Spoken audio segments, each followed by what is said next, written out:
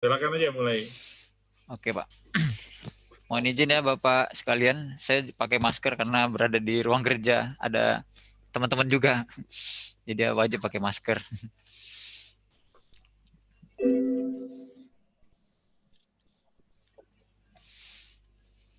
Oke, saya langsung buka ya Bapak Ibu, Bapak ya sekalian ya. Ya.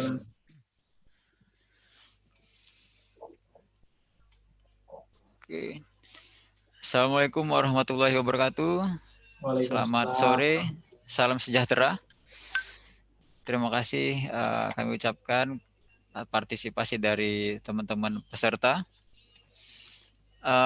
Yang pertama saya ucapkan yang terhormat Bapak Uuf Brajawi Dakda selaku Direktur Politeknik Negeri Batam. Kemudian Pak Sudra Irawan selaku Ketua Program Studi Teknik Geomatika Poli Batam, sekaligus yang akan menjadi moderator pada hari ini. Dan yang terhormat juga para narasumber kita yang keren-keren, Pak Hirman dan Pak Edi, terima kasih. Dan salam hormat kepada seluruh peserta. Kita berjumpa lagi di seri webinar. Ini merupakan penghujung dari Bincang Geospasial, persembahan Teknik Geomatika Poli Batam untuk negeri, di mana seri kelima ini akan menjadi seri pamungkas kita, Pak ya, Sudra ya. Nah, sebelum kita mulai acara, seperti biasa, saya akan menyampaikan tata tertib peserta. Yang pertama itu mengikuti seluruh rangkaian acara dengan hikmat dan tertib, menggunakan fitur chat pada platform Zoom dan YouTube Live. Nanti akan di-share, akan kami siarkan di YouTube Live, di channel Polibatam TV, untuk menyampaikan berbagai masukan terkait hal teknis. Kemudian ada fitur Q&A yang dapat digunakan untuk menyampaikan pertanyaan kepada pemateri. Mohon harap cantumkan nama, asal institusi, dan pertanyaan ditujukan kepada pemateri siapa. Dilarang keras untuk menyampaikan pendapat bermuatan sara, asusila, dan politis. Peserta yang tidak mentaati tata tertib akan kami bekukan dan kami keluarkan dari ruang meeting Zoom ini. Kemudian peserta akan didiskualifikasi dan tidak akan mendapatkan benefit webinar berupa e-sertifikat dan materi. Demikian tata tertib yang bisa kami sampaikan. Nanti di tengah acara juga akan kami share link untuk absensi yang mohon bisa diisi oleh peserta. Oke, untuk tidak memperpanjang waktu, saya persilahkan Pak Sudra Irawan untuk memandu jalannya acara ini. Kepada Pak Sudra, silakan Pak. Terima kasih Mas Isra, Mas Irham. Assalamualaikum warahmatullahi wabarakatuh. Selamat sore dan salam sejahtera untuk kita semua. Yang saya hormati Pak Herman Darman dari Petronas Malaysia. Yang saya hormati Mas Edi Wijanarko, Pak Edi Wijanarko dari Lemigas. Yang saya hormati Pak Uub Brajawi Dakda, Direktur Politeknik Negeri Batam. Dan yang berbahagia, yang saya hormati juga para peserta webinar Geospasial Teknologi for Oil and Gas Industry. Semoga peserta seminar hari ini dalam keadaan sehat walafiat. Alhamdulillah, puji syukur pada hari ini, sore ini, kita memasuki seri webinar yang kelima, seri terakhir dari serangkaian webinar Bincang Geospasial. Kali ini kita mengangkat tema Geospasial Teknologi for Oil and Gas Industry. Tema ini tentu sangat relevan, terutama di bidang geomatika, karena salah satu implementasi dari teknologi geospasial yaitu di bidang oil and gas. Nah, sebelum kita memasuki acara webinarnya, presentasinya, dan diskusinya, kami persilakan kepada Pak Uub Brajawi Dakda, Direktur Politeknik Negeri Batam, untuk memberikan sambutan. Kepada Pak Uub, kami persilakan. Baik, terima kasih Pak Sudra. Assalamualaikum warahmatullahi wabarakatuh. Salam sejahtera untuk kita semua. Selamat sore semuanya. Yang saya hormati Pak Hirman Darman dari Petronas dan Pak Edi Wijanarko dari Lemigas. Nah, ini judulnya keren sekali nih, Geospatial Technology for Oil and Gas Industry.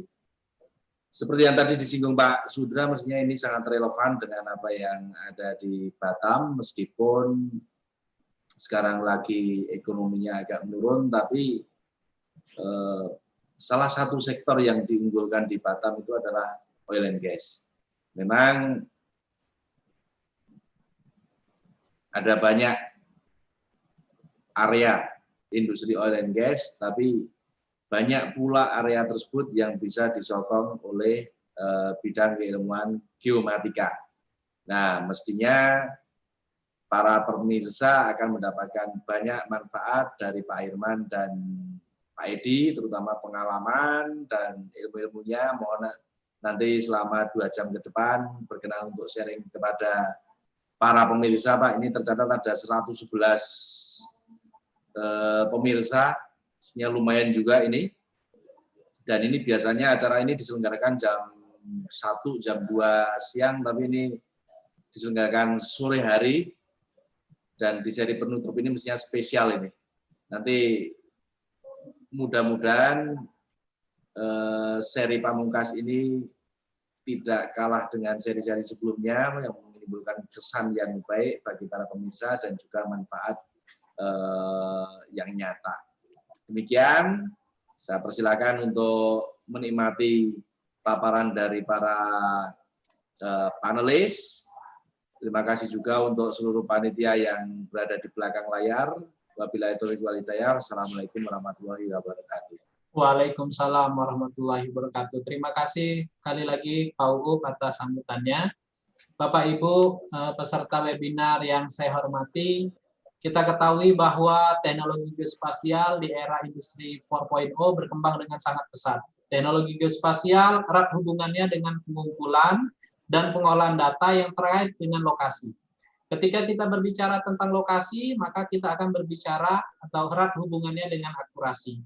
Seperti GPS, GNSS, penginderaan jauh, sistem informasi geografis, dan ada banyak manfaat dari penggunaan teknologi geospasial. Salah satunya yaitu di bidang industri minyak dan gas bumi. Nah, dalam kegiatan industri oil and gas, ada 2 sektor, ada sektor hulu, ada sektor hilir. Mungkin pada webinar kali ini kita akan membahas tentang sektor hulunya. Pada sektor hulu, teknologi geospasial sekarang ini sudah bisa diimplementasikan baik untuk membantu dalam pengambilan keputusan, misalkan dalam penentuan lokasi pengeboran, pipe laying, kemudian pemilihan rute rig move dan pelayaran, claim and land acquisition, dan lain sebagainya. Bagaimana implementasinya di lapangan dan apa kaitan antara teknologi geospasial dengan survei geologi dan survei geofisika. Nah, pada layar Bapak Ibu sudah hadir 2 orang hebat ini. Mereka adalah panutan saya. Yang pertama, saya perkenalkan ada Pak Herman Darman. Mohon izin saya share screen CV beliau. Ya. Ini Pak Herman Darman. Jadi beliau ini merupakan bekerja di Petronas Malaysia. Beliau merupakan lulusan dari University of Aberdeen di Scotland. Kemudian beliau juga merupakan lulusan dari ITB. Pengalaman beliau sudah sangat banyak ya, baik dari bidangnya. Kemudian beliau juga saat ini pekerjaannya mulai dari tahun 2019 sampai sekarang di Petronas di Malaysia. Tahun 2016 sampai sekarang juga masih bekerja di Indogeo. Kemudian 2016 sampai 2019 beliau juga bekerja di konsultan, pasti terkait dengan oil and gas, dan masih banyak lain sebagainya. Kemudian beliau juga aktif dalam kegiatan berorganisasi. Nah, saat ini tercatat beliau sebagai bagian representatif dari American Association of Petroleum Geologists. Ini adalah organisasi profesi yang sangat digemari karena banyak memberikan sumbangsi bagi perkembangan oil and gas. Beliau juga terlibat di Society of Sedimentary Geology dan tentunya di Indonesian Association of Geologists. Dari pengalaman-pengalaman tersebut, beliau juga memiliki teaching experience ya di berbagai macam bidang dan memiliki berbagai macam penghargaan. Tahun 1995 menerima Glennie Award for Best MSc MID, Years Presentation of Aberdeen dari universitinya. Kemudian tahun 2008 memperoleh Golden Jubilee Award Geological Society of Indiana. Ini merupakan penghargaan yang luar biasa. Kemudian 2010 juga mendapatkan penghargaan sampai 2018. Nah, mungkin itu profil singkat dari Pak Herman Darman. Beliau beralamat di Jakarta, jadi sekarang karena masa pandemi, beliau work from home, ya Pak ya. Oke. Langsung saja, dengan hormat kami persilakan Pak Herman Darman untuk menyampaikan diskusinya. Oke, terima kasih. Pertama, saya mengucapkan terima kasih untuk Politeknik Batam. Pada Pak Herman, kami persilakan. Ya, terima kasih Pak Sudra sudah mengundang saya untuk jadi pembicara. Terima kasih Pak Uuf juga yang sudah memberikan kesempatan untuk hal ini terjadi. Saya pernah jumpa dengan Pak Edi karena sering ke Lemigas sebelumnya. Salam kenal buat yang lain. Terima kasih juga Mas Irham sudah ada di sini. Kalau ada problem saya kontak sama Pak Mas Irham ini. Oke, saya sharing screen.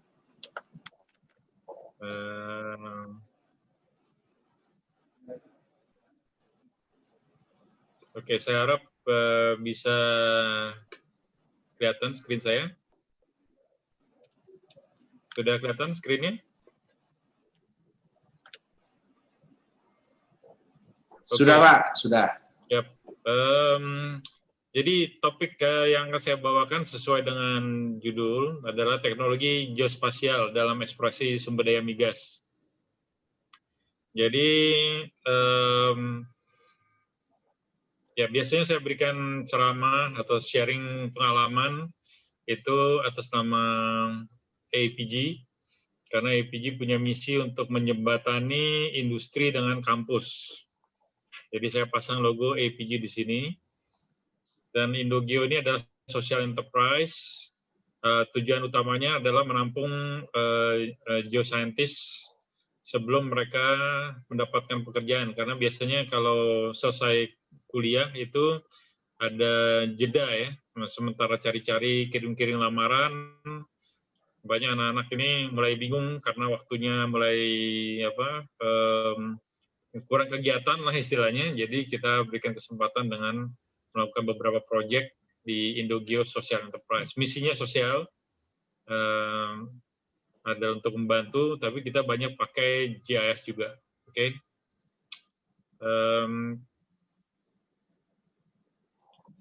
Ini kerangka presentasi saya adalah setelah pertama memberikan introduction dulu kepada dunia migas.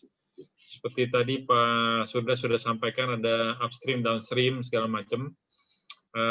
Kemudian saya sampaikan exploration method, ya, onshore, offshore. Saya lebih banyak ke seismic.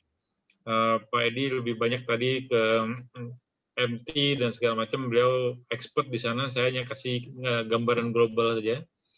Kemudian kita masuk ke data management, kita bicara tentang data, dan kita bicara juga mengenai geospatial role. Ini teksnya pakai bahasa Inggris, tapi saya akan sampaikan dalam bahasa Indonesia. Pertanyaan, silakan dalam bahasa apa juga boleh. Ya, jadi introduction dulu. Jadi di sini kita lihat petroleum industry itu bisa dibagi dalam upstream, downstream. Upstream itu sebetulnya yang mencari minyak, yang downstream itu mulai dari penyulingan, ya, production. Ini saya pakai laser pointer. Oke. Jadi di sini kita lihat yang fasilitas offshore, pengeboran semua yang pengeboran yang bawah tanah itu adalah upstream. Kemudian yang di downstream mulai penyulingan, production, ini kita baru dikirim per kapalan, kita ekspor ke Jepang, gas, atau dipakai ke pom bensin, itu udah downstream. Nah, di dalam slide ini kita bisa lihat juga eksplorasi ada dua bagian, yaitu upstream ada dua bagian, yaitu exploration and production. Jadi biasanya kita bicara EP, eksplorasi, produksi. Dua-duanya berhubungan dengan pengeboran. Satu mencari, yang satu mengangkat. Jadi yang produksi itu mengangkat minyak dari bawah. Ya. Oke, kita lihat ke slide berikutnya. Nah, ini Sebentar. Jadi dalam gambar ini kita lihat ada beberapa elemen. Jadi kita di eksplorasi itu berhubungan dengan bawah tanah, di bawah permukaan bumi. Ini kita lihat ada permukaan bumi, di bawah permukaan bumi kita ada lapisan-lapisan migas, dan kita ada trap, ya. Di sini ada entrapment atau jebakan minyak atau gas. Biasanya gasnya di atas, yang merah ini, minyaknya di bawah, dan di bawahnya lagi ada air. Nah, di bawahnya ada, ini lapisan reservoir. Jadi minyak itu dihasilkan dari source rock, ya, di bawah ini dia migrate atau panas dan ada tekanan dalam waktu yang lama, dia menghasilkan migas dan dia akan masuk melalui celah-celah ini dari patahan-patahan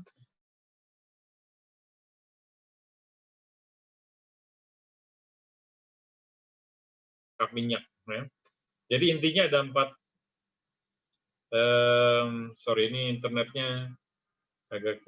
Jadi pertama adalah trap, ya. Trap ini jebakan. Kemudian ada seal, ini batuan penutup. Ada reservoir, batuan reservoir biasanya batu gamping atau batu pasir. Dan yang paling bawah adalah batuan induk, ya, charge, batuan source rock atau batuan induk. Dan di sini ada migration, ini yang membawa minyak dan gas masuk ke dalam jebakan. Tentunya di sini ada temperatur, di sini pakai Fahrenheit, tapi pada intinya harus pada suhu yang cukup panas, dan tapi harus pas. Kalau terlalu panas biasanya nanti akan jadi gas, minyaknya jadi gas, terbakar. Dan kemudian selalu eksplorasi itu berhubungan dengan pengeboran. Nah, di sini pengeboran ini kita bisa lihat banyak sekali tantangannya, ya. Ini gambar kartun aja. Di bawah permukaan bumi banyak lapisan yang silang siur. Ada yang patah, ada yang terlipat, ya. Itu seperti ini kira-kira. Dan kadang-kadang yang merah ini gas, yang hijau ini minyak. Nah, seringkali kita pengeboran itu gagal. Istilahnya dry, kering, sumur kering. Kenapa sumur itu kering? Karena tidak menembus lapisan-lapisan yang ada minyaknya. Nah, kadang-kadang kalau kita lihat seperti ini, minyaknya itu sudah dekat. Tapi karena kita lihat ini, dalam pengeboran, ini pipa pengeboran, diameternya itu paling berapa senti, ya. Mungkin paling besar sekitar 30 cm. Biasanya kalau udah sampai di bawah sekali mungkin diameternya mungkin sekitar 10-12 cm. Jadi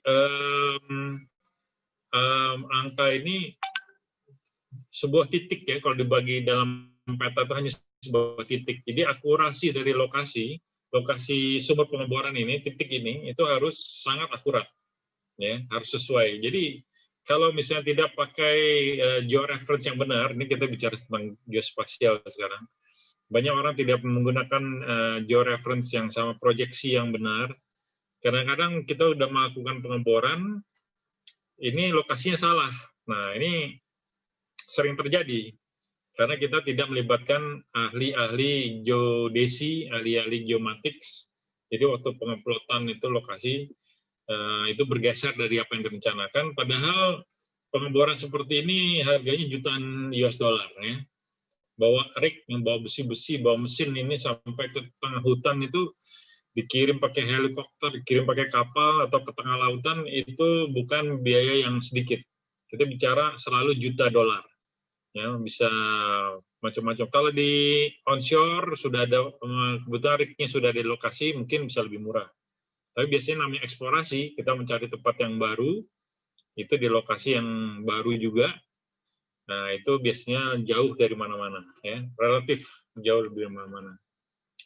Oke, sekarang saya bicara tentang data akusisi. Ini masih ke intro juga, karena kita geospasial itu sebetulnya yang penting itu data management sebetulnya, kalau menurut saya. Tapi sebelum ke data management, kita cara mengambil, karena eksplorasi itu sangat kuat dengan pengambilan data. Jadi kita bagi dua, di sini ada surface dan subsurface. Ya. Data permukaan dan data bawah permukaan. Data permukaan adalah surface geology, ya, exposure dari batu-batu di permukaan tanah.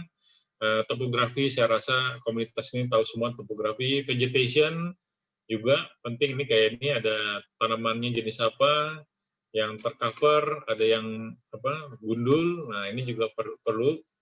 Kadang-kadang sips, kadang-kadang ada rembesan minyak di permukaan, itu juga penting. Ini surface, ya. Subsurface itu saya bagi di sini dari seismic. Seismicity, ya, jadi kegempaan ini juga dari bawah permukaan. Sudah data sumur yang lama yang sudah dibor, gravity magnetic, ya, ini juga ada contoh-contoh gravity. Nah, kira seperti ini. Jadi ini data-data ini rembesan minyak, bisa lihat di lapisan batu itu minyaknya kadang-kadang bisa meleleh itu keluar. Kemudian di sini ada vegetasi, ya. Oke. Cara pengambilan exploration method, ya, jadi eksplorasi metodologi. Saya mau menceritakan bagaimana kita mencari minyak, ya, dari awal. Pertama kita mencari data tuh biasanya baca buku, ya, baca literatur. Kemudian yang paling murah, kita kalau mencari minyak cari yang murah-murah dulu caranya, ya. Jadi yang pertama ke literatur. Ikut seminar itu juga salah satu cara. Kadang-kadang dalam seminar itu kita ketemu dapat ide di mana kita dapat minyak. Kemudian kita, ya, remote sensing. Sekarang paling sering dipakai remote sensing karena Google Map sudah gratis, ya. Kita bisa lihat dengan yang gratis-gratis dulu. Setelah itu baru kita spending, ya, dengan uang sedikit-sedikit kita mulai keluar. Seismic, ya, seismic udah bukan sedikit lagi nih, udah mahal ini. Dari offshore dan onshore.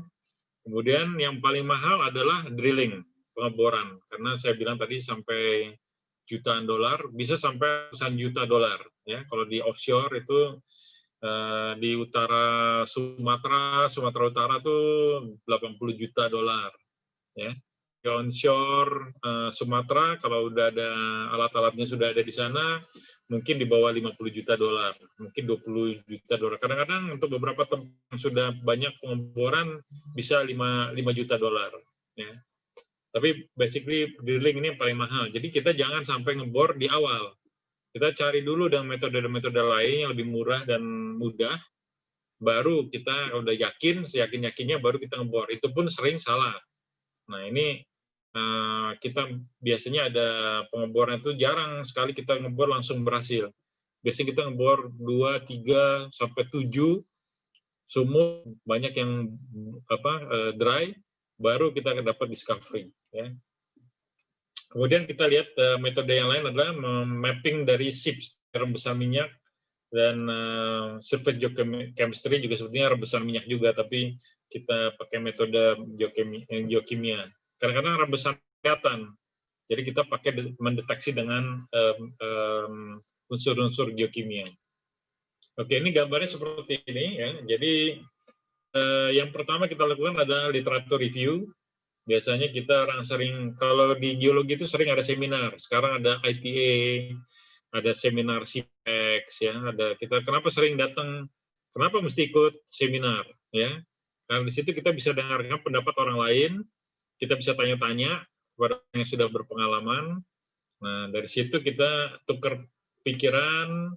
Nah, kemudian kita mulai cari geological mapping. Ini yang paling murah adalah datang ke lokasi untuk kalibrasi. Ya. Jadi kalau di peta, itu ada peta, dibilang di situ ada batu pasir, ada batu induk. Batu itu kita jangan langsung percaya, tapi kita beli dulu. Ya. Kita ambil dulu datanya. Pastikan kalau kita yakin. Kemudian yang berikutnya yang cukup murah dan skala regional adalah data gravity magnetik, ya, baik dari pesawat terbang atau dari satelit. Ini biasanya luas dan kita bisa lihat gambarnya secara umum. Nah, setelah ini datanya sudah terambil, baru kita shooting seismic survey. Nah, ini seismic survey ini pada dasarnya kita kirim gelombang ke bawah permukaan tanah, dipantulkan oleh lapisan-lapisan. sedimen, dan kita rekam, dan kita masukkan dalam komputer. Dalam komputer ini kita bisa melakukan pemodelan, pemetaan. Dari sini baru kita membuat pengeboran, drilling. Ya. Nah, di sini ada rig-nya nih naik turun, si bitnya ini pengeboran bisa sampai 4.000, 5.000 kilometer, 5.000 meter ya, jadi kan 5 kilometer, bahkan ada yang 6 kilometer, ada yang bisa horizontal, ada yang bisa ngebor ke bawah dan ngebor ke atas lagi, istilahnya fishhook ya. Dan akhirnya kita sampailah dapat ke minyak dan gas. Yang sebetulnya yang dicari itu adalah duit, uang. Ya, atau kalau Indonesia mungkin agendanya adalah untuk ketahanan energi. Karena kita sekarang udah mulai import banyak. Ya, tapi pada awal-awalnya semuanya itu kalau perusahaan-perusahaan migas kebanyakan adalah bukan cari minyak sebetulnya, cari duit, cari uang, pemasukan. Caranya yang cari minyak. Yang begitu dapat minyak kita jual, dapat dolar. Nah, itu yang jadi agenda terutama lah dalam dunia migas ini. Ya, kalau Indonesia kita karena kekurangan, jadi kita perlu juga untuk ketahanan energi dalam negeri, ya seperti itu. Jadi ya tadi selain duduk-duduk itu kita seminar, kita perlu lihat literatur, ya. Jadi sering kita hunting data, ya, data laporan-laporan segala macam. Nah, ini banyak peta-peta ya di Bandung, itu banyak peta-peta dari Service Geologi. Data core ini ya, data core ini kalau di luar negeri sudah rapih ya, ditaruh di sini, di Lemigas juga ada data core ya. Mungkin perlu lebih banyak ditaruh di Lemigas, tapi di Lemigas saya tahu ada. Jadi biasanya laporan-laporan, ada data-data core itu menjadi literatur, istilahnya kita baca-baca sebelum kita pergi ke lapangan. Dan paling penting juga adalah pakai Google. Karena di Google sekarang udah banyak ya data-data publikasi, bisa kita lihat di Google. Nah, untuk data remote sensing, ya saya rasa orang-orang yang berhubungan dengan geospasial udah banyak menggunakannya. Saya tidak bahas lebih banyak, tapi yang baru-baru tentunya justru drone ya. Meskipun drone ini skalanya kecil, cakupannya tidak banyak, tapi banyak dipakai sekarang untuk pemodelan. Tapi yang banyak dipakai adalah satellite, ya, satellite image. Kadang-kadang kita pakai aerial fotografi atau di udara ini bisa gravity juga. Sekarang ada multi tensor gravity. Ya, karena jaraknya lebih dekat dan dia akurasinya lebih besar, lebih banyak detail yang diambil. Karena satelit ini jauh kan, berkilometer ini sampai ya 750 km. Saya rasa lebih dari ya 700 km ya. Nah, jadi yang dilihat itu kecil-kecil, tapi tentunya dengan elektronik semuanya bisa jadi diperbesar.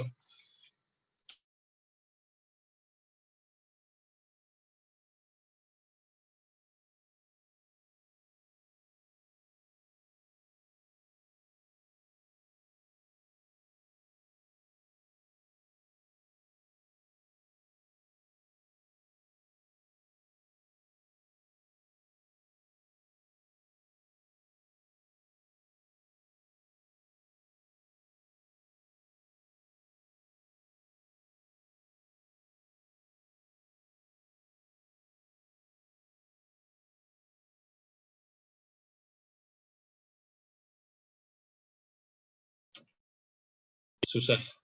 Dan kadang-kadang kita bisa lihat beli satellite image yang ada data misalnya pengeboran. Nah, di sini kita bisa lihat ada data suatu sumur yang blow out. Ini menunjukkan bahwa dia ada discovery. Nah, kita bisa beli, kita pesan data ini berapa, kita bisa pesan dari satellite provider. Ya. Dan kalau kita ini dari Google Earth aja bisa lihat aktivitas pengeboran. Ya. Kita bisa lihat ada cam, ada mobil-mobil, shooting seismic. Kita bisa lihat dari Google Map. Ya. So, jadi ini Google Earth juga sangat bermanfaat. Dan juga kita bisa beli data-data mengenai rembesan minyak di laut. Jadi rembesan minyak hanya di darat, tapi juga di laut. Jadi menunjukkan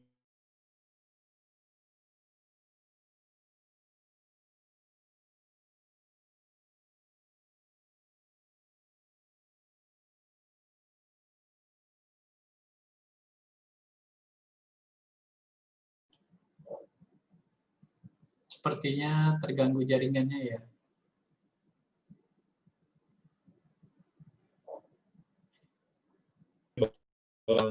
Metode seismik itu kita mengirim pantulan ke bawah tanah dan direkam di permukaan. Ini contohnya di offshore.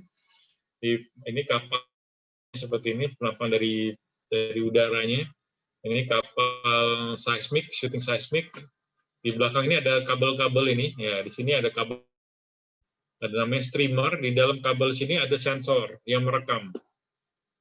Ya, di sini nanti kabel-kabel ini diikat ke kapal. Banyak detailnya saya tidak banyak bahas di sini, tapi ini seperti itu.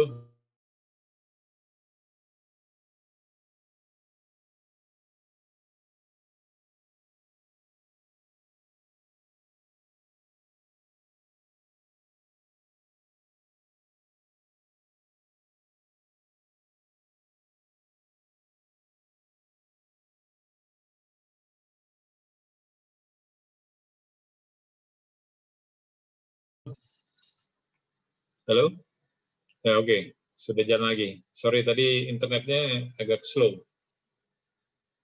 Dan ini ada foto kapal dengan streamer. Jadi tarik, di belakang ini banyak kabel-kabel ini turun ke bawah. Biasanya streamernya itu tidak di permukaan air, tapi masuk ke dalam. Karena kalau di atas air itu banyak ombak, dan dia itu banyak noise, banyak gangguan. Ya. Oke, sekarang kita lihat ke onshore. Ini metode pemetaan di Kalimantan dulu. Yang karena kita lihat di Kalimantan itu banyak hutan, jadi untuk masuk shooting seismik tidak bisa pakai langsung di shoot seismik. Jadi hutannya harus dibuka dulu. Nah, ini metodenya. Pertama kita punya satu grup namanya rintis crew. Nah, tugasnya adalah merintis. Ya, dia hanya buka jalan. Kemudian di sini ada survei crew. Nah, di rintis ini dia ada orang ini, dia kasih patok setiap 50 meter. Dia kasih patok dan dia kasih nomor. Nah, dia hanya jalan lurus saja, ya, tebas hutan tuh hanya lurus saja. Nah, terus dia diikuti oleh tukang patok ini, dia bikin patok biasanya dari sisa-sisa tebasan tanaman ini, dia patok, dia kasih angka, kemudian ukur. Nah, ini grup ini namanya survey crew, biasanya pakai teodolit, dan dia membuat peta, mengukur elevasi dan arah. Dan baru di sini ada geological crew. Geologi ini baru pengambilan data permukaan, dan dia melakukan pengeboran dengan auger. Ya. Jadi di bawah, karena tanahnya tebal, jadi batunya sering nggak kelihatan, jadi dia dibor ke bawah. Kemudian di sini ada drilling crew, kadang-kadang dia ambil juga untuk pengeboran supaya bisa masukkan dinamit. Ya. Nanti semua ini dilaporkan dalam bentuk penampang seperti ini. Ini ada penampang profil elevasi, dan data-data yang kita ambil dari sini semua ditaruh di sini, di dalam penampang ini. Jadi ada lapisan-lapisan, kita bisa taruh seperti ini.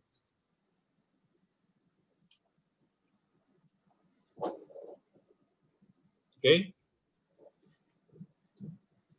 Nah, berikut ini adalah kita masuk mulai ke setelah rintis tadi masuk, buka jalan. Berikutnya masuk adalah tim geologi atau tim seismik. Ya, tim seismik ini tadi yang survei crew, dia pakai teodolit. Kemudian dia lokasi ini ditentukan untuk lubang untuk dinamit. Dan dinamiknya bentuknya seperti ini, macam-macam. Tapi setelah dimasukkan ke dalam lubang ini, diledakkan ini, hasilnya ada explosion, letupan. Ya. Ini adalah sumber gelombang. Ya, sumber gelombang untuk direkam.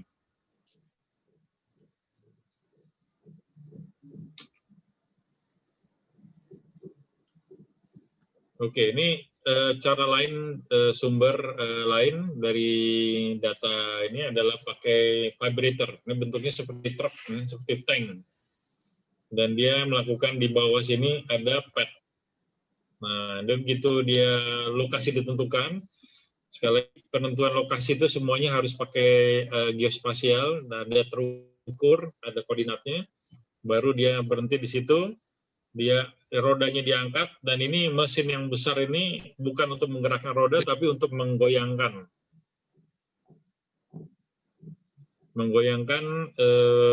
badan mobil ini yang sangat berat. Jadi di sini goyang. Nah ini kadang-kadang ada seperti ini.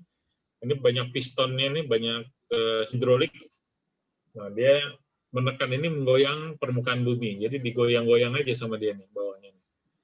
Sebetulnya ini adalah base yang bagus, tapi mobilisasi susah. Kalau misalnya lurus, datar seperti ini oke. Tapi kalau misalnya banyak gunung-gunung, banyak sungai, sulit untuk menggunakan vibrator. Sampai sini dulu ya. Saya mau cek dulu nih lainnya. Pak Mas Irham, lainnya? Ya, Pak. Oke. Soalnya saya lihat Pak Sudra juga kayaknya kameranya. Oke, Pak Sudra ya. Lanjut, Pak. Kedengeran, Pak? Oke, Lancar, Pak. Oke. Lancar ya? Oke. Oke, dari data tadi, pengambilan data, ambil data geologis, ini data permukaan, data auger drilling, ini pengeboran dangkal, semuanya disambung ke suatu penampang. Di sini ada topografinya, dan lapisan-lapisan di bawahnya, ini dari seismik tadi, data seismik. Nah, tentunya tantangannya adalah terrain, ya, lapangan. Kadang-kadang macam seperti ini ada sawah, oke. Kadang-kadang berawa. Nah, kadang-kadang dia masuk ke dalam hutan. Ini di Kalimantan Timur kita harus pakai pakai kapal masuk ke dalam.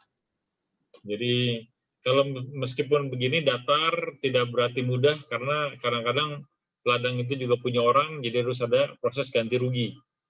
Nanti diukur berapa meter kita masuk ke dalam, berapa kerusakan kita harus lakukan, dan itu yang kita ganti. Jadi semuanya ada cost, semua ada biayanya. Ini yang lainnya itu data surface geochemistry. Ini ada alatnya nih kecil gini, kita dalam masukkan nanti ke dalam tabung, bentuknya seperti sumbu.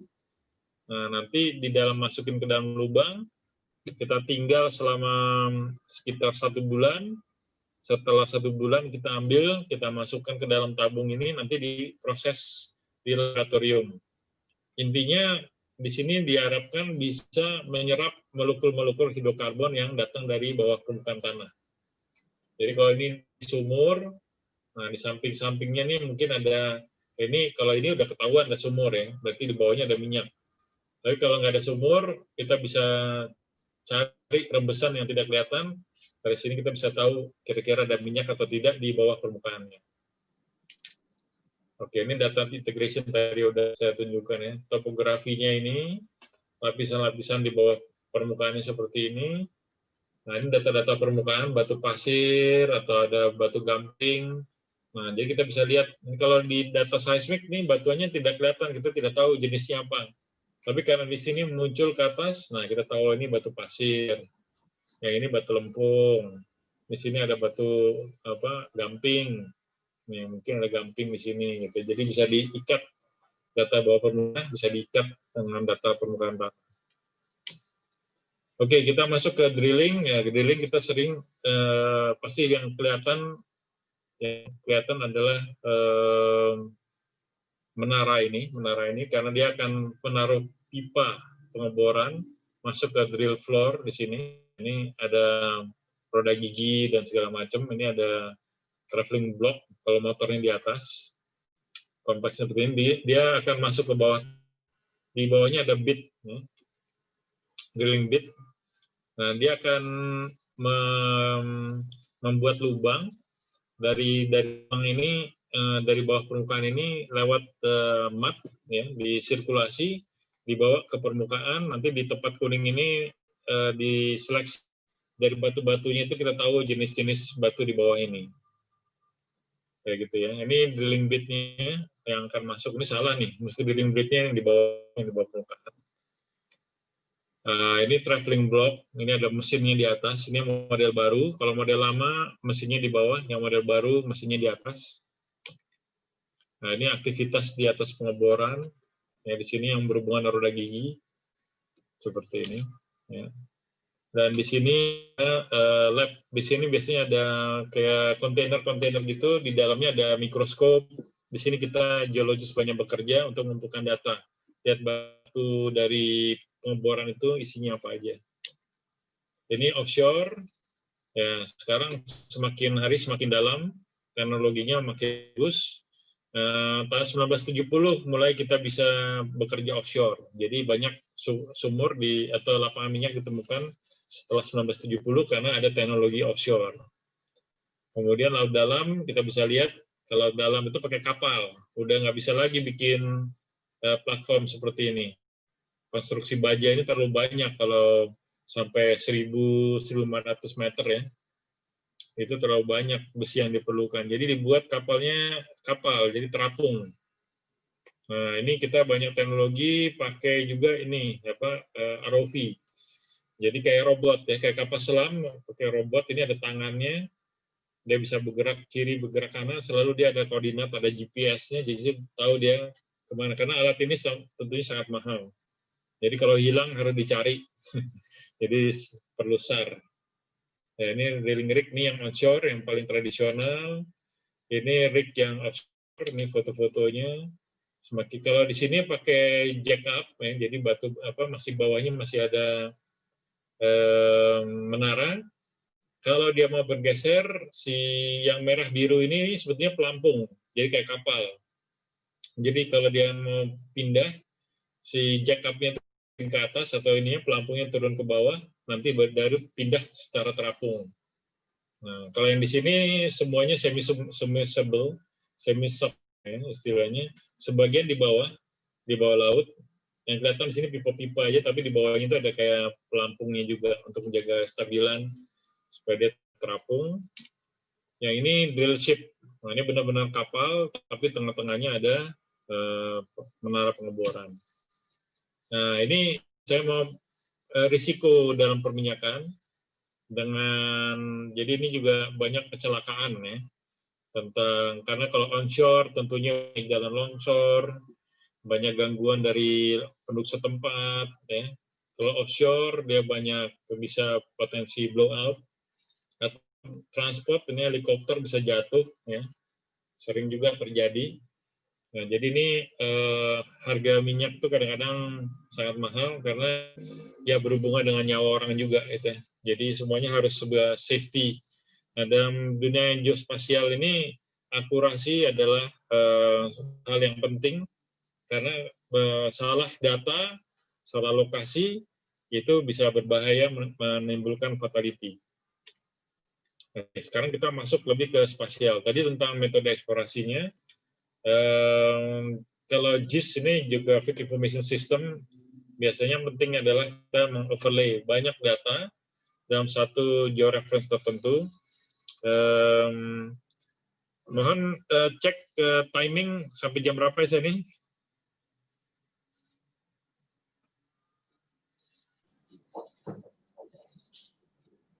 Mungkin 15 menit lagi boleh, Pak? Oke, siap. Oke, terima kasih, Pak. Oke, jadi dalam pemetaan itu selalu ada georeference. Di sini ada stratigrafi, ini istilah-istilah geologi semua. Basin modeling, facies and distribution. Distribution ini penting karena facies atau sand distribution ini adalah yang batu reservoir, itu jadi target. Overpressure, lapisan yang kalau baru-baru ini ada semburan lumpur. Nah, itu berarti di bawah itu ada overpressure. Itu bisa menjadi fatality juga, bisa membuat blowout. Jadi kita harus tahu lokasinya di mana, gitu ya. Jadi itu bisa membuat geofisik. Tadi kita lihat tentang peletakan seismik, sumber-sumber seismik, di mana mau direkam, baik offshore maupun onshore, semuanya harus ada koordinat, ya. Koordinatnya harus yang benar. Jadi reference point tanggalnya, cuacanya, segala macam, biasanya ada rekor di situ. Dan akhirnya kita membuat play analysis. Jadi play analysis ini kalau di geology exploration kita lihat trennya di mana. Oh, ke sana semakin ke timur semakin banyak karbonat, atau semakin ke barat semakin tebal pasirnya. Nah, itu kita lihat tren. Ya. Tren itu sangat penting untuk mencari minyak. Dan di sini ada GIS ini, Geographic Information Structure-nya ini. Biasanya kalau di tempat saya ada beberapa hal, ya. Jadi seperti tadi sudah saya sampaikan, ada surface data. Nah, surface data ini dari remote sensing, dari sea bottom, ya, bathymetry, ada pipeline, lokasi, survei geologi, topografi. Ini satu paket. Subsurface data ada well rock samples biasanya. Pick ini interpretasi, picking, lokasi kedalaman sesuatu batuan. Kemudian ada contoh minyak, data-data geochemistry, borehole data, ya. Kemudian di sini ada seismic, ada geochemistry. Nah, di sini juga ada yang saya sebut cultural data. Cultural data itu biasanya tidak kebanyakan tidak banyak berubah, bukan subsurface, ini lebih di surface data, tapi biasanya bukan data geologi, ya. Misalnya international boundary, batas negara, batas aset, concession boundary, ya, batuan yang oleh orang. Tapi juga ada data misalnya coastline yang tidak berubah. Penting juga di sini culture data, misalnya data-data kabel laut. Karena contoh waktu di Brunei, saya pernah mempersiapkan suatu pengeboran, ternyata setelah data itu dikumpulkan, ternyata pengeboran diletakkan sebuah kabel laut. Nah, untung itu berkat JIS ini ketahuan. Nah, tapi JIS ini hanya meletak data-data ini. Padahal kalau bisa dirancang lebih awal, itu ada network dengan data-data. Karena datanya waktu dulu tahun 2000-an itu belum integrated. Ya. Jadi sini integrated di sini harus pakai JIS. Karena diintegrated dengan JIS, kita bisa lihat impact-nya apa pengeboran. Nah, ternyata jangan ngebor di atas pipa.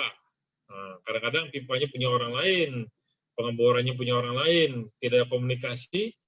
Nah, jadi bisa-bisa orang lain kita bor, dan itu bisa menghasilkan ledakan, ya.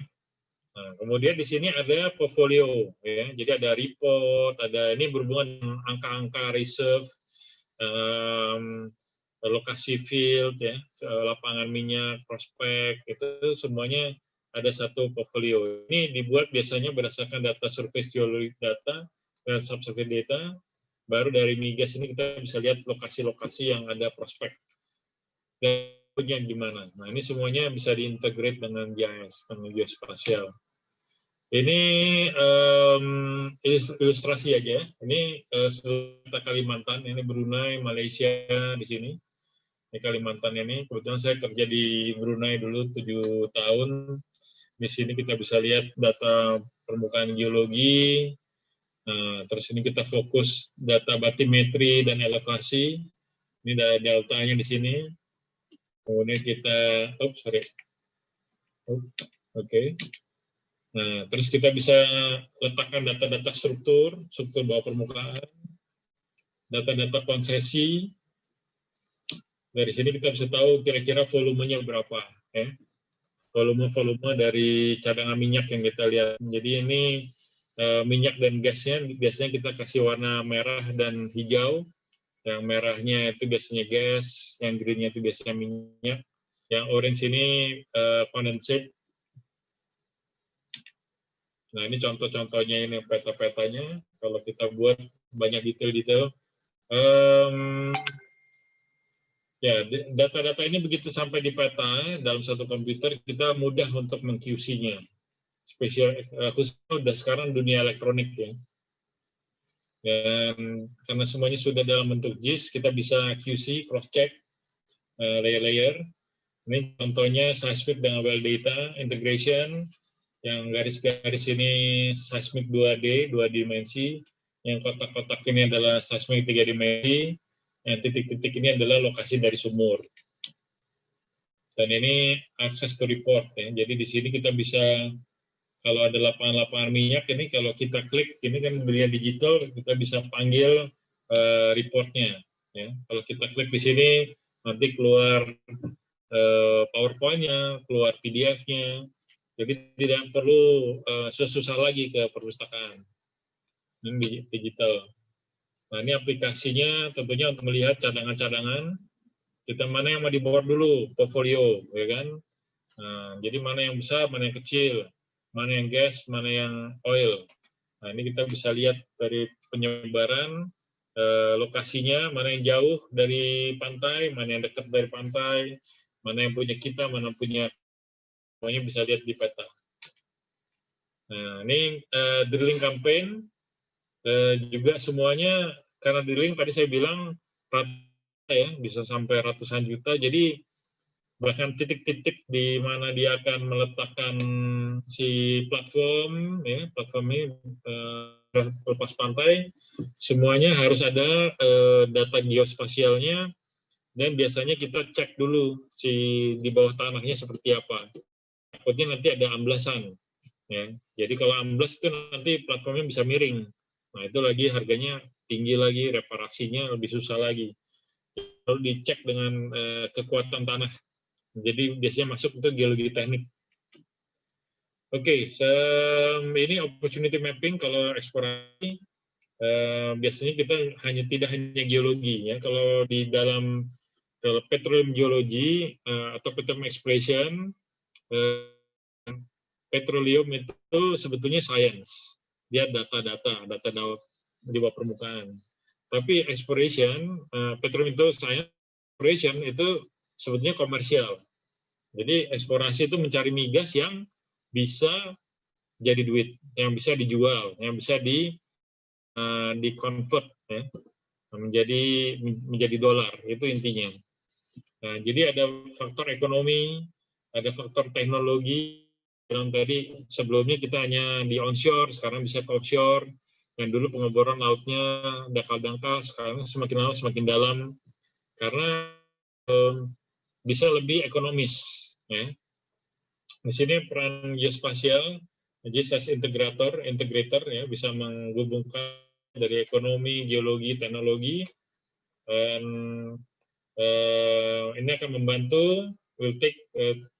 We'll have to take the challenge and get the focus right. So intinya di sini. Jadi kita mengintegrator semua ini, tapi geospasial akan bisa membantu dalam hal fokus dan challenge.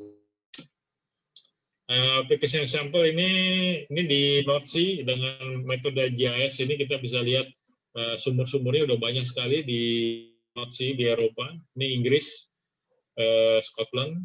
Ini tempat saya sekolah dulu di sini di Aberdeen. Di sini kita bisa lihat jumlah minyak yang ditarik dari bawah permukaan. Ya. Dan di sini setiap platform berapa minyak tarik, daerah cakupan dari reservoirnya bisa kelihatan. Dan dari ini sebetulnya dibuat tahun 2000, jadi dia pada saat itu membuat prediksi. Nah, dari 2000, 2008 seperti apa, ya kan? Jadi dia bisa, kalau minyaknya habis, nanti ini kan banyak nih, banyak cakupan reservoirnya, karena habis nanti akan berkurang. Nah, di sini kita melihat, di sini udah mulai berkurang, tahun 2008, di sini makin kurang lagi 2016, jadi yang sini sudah ditutup, di sini tutup, ini masih ada, ya. Jadi kita bisa membuat prediksi. Jadi dengan metode GIS ini kita juga, apalagi sekarang sudah banyak data science ya, data science itu tidak hanya lihat ke belakang, tapi juga ke depan, bisa membuat prediksi. Data management, ya. Data science, data management. Seperti kita tahu, data sekarang sudah banyak digital, jadi masih yang lama ya, masih pakai tape, ini masih digital data, tapi masih analog. Ya. Ini analog data lah sebetulnya nih, belum digital yang sudah kalau sekarang kan semuanya udah masuk ke USB, hard disk, udah tidak pakai disk. Ini sekarang ada banyak udah tidak pakai CD lagi ya, semua sudah masuk ke hard disk. Ini yang manual, data-data yang analog semua. Izin data-data. Pak Herman. Yep. Pak Herman, ada beberapa kebanyakan panelis ini katanya slide-nya tidak berjalan, termasuk di tempat saya. Mungkin bisa stop share screen, kemudian nanti share screen lagi, Pak. Oke. Oke, makasih, Pak. Siap. Mungkin karena gangguan sinyal ini, Pak. Iya, Pak. Saya stop sharing dulu ya. Iya.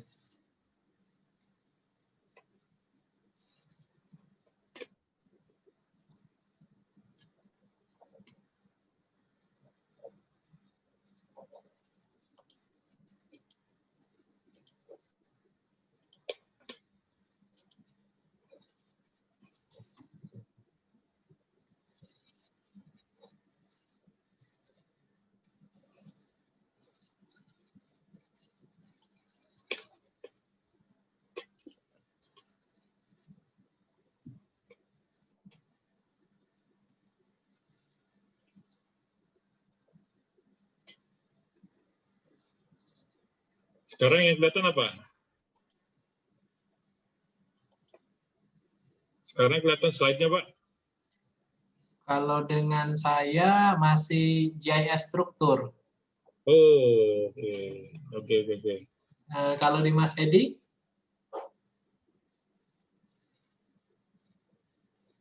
Ya, gimana? Slide Pak Herman udah muncul. Oh iya. Ya, JS Structure. JS Masih JS Structure. Oke, Pak. Kayaknya kita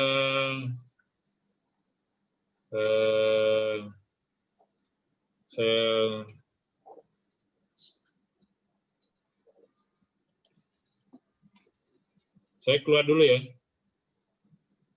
Boleh, Pak.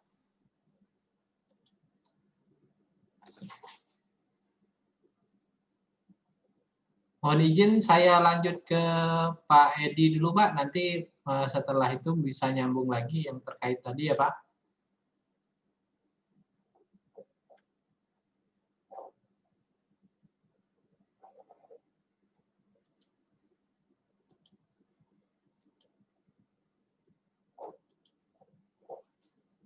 Halo, Pak Herman.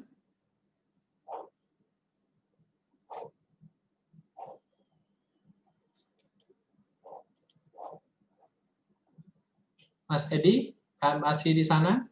Ya.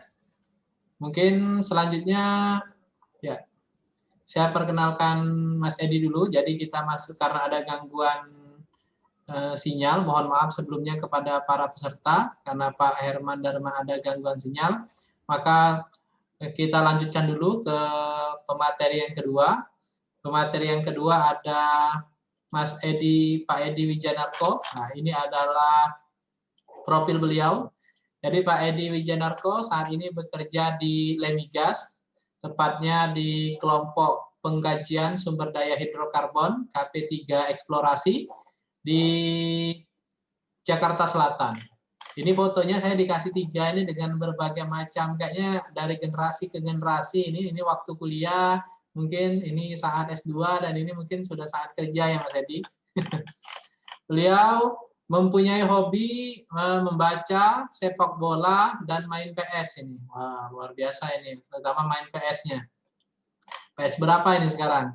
Kemudian pendidikan formal beliau, saat ini beliau menempuh pendidikan S3 di Teknik Geofisika ITB. S2 beliau dilaksanakan dari tahun 2010 sampai 2013 di Geofisika UGM. Kebetulan saya dengan Pak Edi ini juga dulu kakak tingkat saya ini di waktu di S2 Geofisika. Kemudian tahun 2005 sampai 2009 beliau juga menempuh pendidikan di S1 Geofisika di Fisika Universitas Negeri Semarang. Untuk penghargaan pribadinya sangat banyak ya, mulai dari tingkatan SD, sampai kepada saat ini. Beliau S3 itu karena beasiswa tugas belajar dari Kementerian SDM. Beliau juga pernah mendapat penghargaan sebagai 108 inovasi Indonesia Perspektif dari Business Innovation Center LIPI. Kemudian juga pernah mendapat penghargaan dari Dharma Karya SDM Muda dari Menteri SDM tahun 2006. Kemudian saat Prajab CPNS, beliau juga sebagai peserta terbaik di Diklat Jabatan Fungsional Peneliti LIPI dari LIPI tahun 2017. Untuk publikasinya juga sangat banyak ya, publikasinya tahun 2013 sampai ada 9 publikasi, dan yang terakhir yaitu publikasi terkait dengan 3D depth to basement imaging by gravity depth regression method. Ya. Ini tahun 2019 ada 9 publikasi ilmiah. Pengalaman pekerjaannya atau penelitiannya juga luar biasa, ini sangat banyak ya, karena beliau memang aktif dalam kegiatan penelitian. Yang terakhir tahun 2017 beliau melakukan survei seismik di Masang di Sumatera Barat. Untuk 2018 sampai sekarang karena beliau sibuk mungkin untuk disertasinya ya. Kemudian tahun 2014-2017 juga terlibat dalam pengembangan mini airgun, ini sebagai ketua tim. Tahun 2016 juga terlibat di pengembangan software pengolah data dengan metode gaya berat. Ini juga sebagai ketua tim. Gaya berat pun di geomatika kami belajar juga tentang gaya berat. Jadi kalau dilihat dari pemaparan Pak Herman tadi, memang antara geomatika dengan oil and gas itu sangat erat hubungannya. Nah, sekarang bagaimana kalau tinjauannya secara geofisika? Kami persilakan kepada Pak Edi Wijanarko untuk menyampaikannya. Kepada Pak Edi dipersilakan. Ya, terima kasih. Saya share screen berarti ini ya. Oke, silakan Mas. Terima kasih yang kami hormati Pak Sudra dan juga Pak Herman Darman, Pak Irham dan Pak Uf. Jadi langsung saja, tadi sudah banyak dijelaskan oleh senior kami ya, Pak Herman, tentang industri migas ini dari hulu eksplorasi sampai produksi. Dan kali ini saya coba untuk mencari sesuatu yang bisa dikerjakan oleh teman-teman geodesi atau geomatika. Jadi tadi tentang geologi migas sudah banyak dijelaskan oleh Pak Herman. Jadi saat ini yang ingin saya jelaskan mungkin lebih ke metode gaya berat atau gravitasi ya, terutama gravitasi satelit. Mungkin ini yang bisa langsung dikerjakan oleh teman-teman geodesi. Jadi outline-nya adalah seperti ini: migas Indonesia, geologi, migas, teknologi geofisika dan eksplorasi, metode gravitasi dan contoh kasus. Mungkin nggak semuanya saya bahas karena tadi sudah banyak dibahas oleh pembicara yang pertama. Nah, ini intinya kita punya banyak kantong migas lah kalau bahasanya di sini tuh ya, basin, sedimen untuk oil. Tapi kalau kita lihat,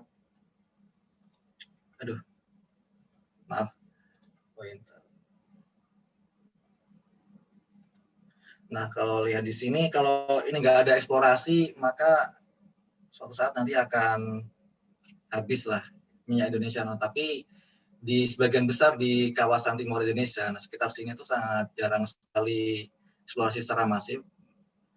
Hanya beberapa aja di Kepala Burung nih, di Cekungan Salawati dan Pintunya, tapi selebihnya masih belum banyak diproduksi, nah, sebagaimana yang ada di Sumatera atau di Jawa atau di Kalimantan Timur. Sehingga pengembangan eksplorasi cukup dibutuhkan. Dan migas ini adalah padat teknologi dan juga padat modal. Jadi teknologinya itu tidak cukup dari teknologi geofisika atau geologi, tetapi juga integrasi dari semuanya. Dan geomatika salah satunya, GIS itu adalah sebagai integratornya. Jadi yang geologi ketika punya banyak data surface, banyak data-data fosil, banyak data core dan sebagainya. Nah, geofisika punya data subsurface. Nah, bagaimana cara menggabungkan data tersebut sehingga bisa diprediksi suatu titik bor yang baik. Nah, ini secara umum saja alur bisnisnya adalah, nah kita bahasnya di sini aja ya, eksplorasi ini. Banyak yang mungkin masyarakat awam ya, kalau teman-teman JDC saya yakin udah tahu, mengira bahwa lapangan yang sekarang dimiliki oleh K3S, terutama yang asing seperti Chevron, ConocoPhillips, dan sebagainya itu, seolah itu milik mereka, padahal mereka hanya nyewa sebenarnya. Jadi awalnya adalah tanah atau lapangan ya, bahasanya itu lapangan atau WK migas itu selamanya adalah milik negara. Jadi alurnya yang pertama adalah sini negara yang diwakili oleh Kementerian SDM, dalam hal ini adalah Ditjen Migas, Direktorat Jenderal Migas, dia akan melelang siapa yang mau menggarap. Jadi bukan menjual. Menjual itu dalam artian sempit aja. Sebenarnya dia adalah menyewakan. Menyewakan kepada K3S, istilahnya operator. Nah, operator ini bisa Pertamina. Pertamina ini berarti operator milik Indonesia sendiri, BUMN, bisa juga Petronas, bisa juga ConocoPhillips, bisa Shell, dan sebagainya. Nah, dalam pelaksanaannya, nanti K3S ini akan berkontrak ke negara lewat unit bisnisnya, yaitu SKK Migas, kalau dulu namanya BP Migas. Nah, kenapa nggak berkontrak langsung ke negara? Nah, ini untuk menghindari kasus negara kalah, misalkan kalau ada sengketa dan sebagainya. Gitu. Jadi, untuk menghindari itu, berarti negara ini harus berada di atas bisnis itu tersebut. Nah, sehingga Pertamina atau K3S yang lain, misalkan Petronas, itu berkontraknya dengan SKK Migas. Nah, selanjutnya SKK Migas inilah yang akan mengawasi seluruh aktivitas eksplorasi ini. Karena di zaman dulu itu, aktivitas eksplorasi itu kan masih pakai metode ini ya, PSC. Jadi di metode PSC itu, apa namanya, seluruh biaya eksplorasi itu, kalau ketemu ya, kalau ketemu itu nanti akan ditanggung oleh negara. Jadi misalkan biaya eksplorasinya, misalkan ketemu menghasilkan 100%, ya kan? 100% itu nanti pembagiannya kalau PSC itu sekitar 85 untuk negara, 15 untuk pengelolanya, K3S. Tetapi itu dikeluarkan dulu oleh biaya eksplorasi. Nah, biaya eksplorasi ini ya betul tepatnya maka harus diawasi oleh SKK Migas. Nah, dalam perjalanannya, Pertamina ini kan dia banyak berbisnis di perdagangan ya, sehingga beberapa ekspertis yang mengawasi secara langsung atau mengerjakan secara langsung itu kadang-kadang kurang, sehingga mereka memerlukan oil services, nah, seperti Elnusa, Sambersih, Liburton, dan sebagainya. Nah, mereka yang ngedrill, menjalankan seismik, dan sebagainya, karena Pertamina nggak akan sempat gitu. Sehingga mereka menyewa orang seperti LAPI, Lemigas, dan sebagainya. Nah, ini tadi udah jelaskan, saya nggak perlu mengulangi ya, tentang geologi migas. Jadi migas itu dia berada pada pori-pori batuan sedimen, misalkan biasanya sih pasir atau limestone atau karbonat gitu. Nah, ini seperti yang dijelaskan oleh Pak Herman tadi, sehingga keberadaannya di subsurface itu susah untuk diprediksi.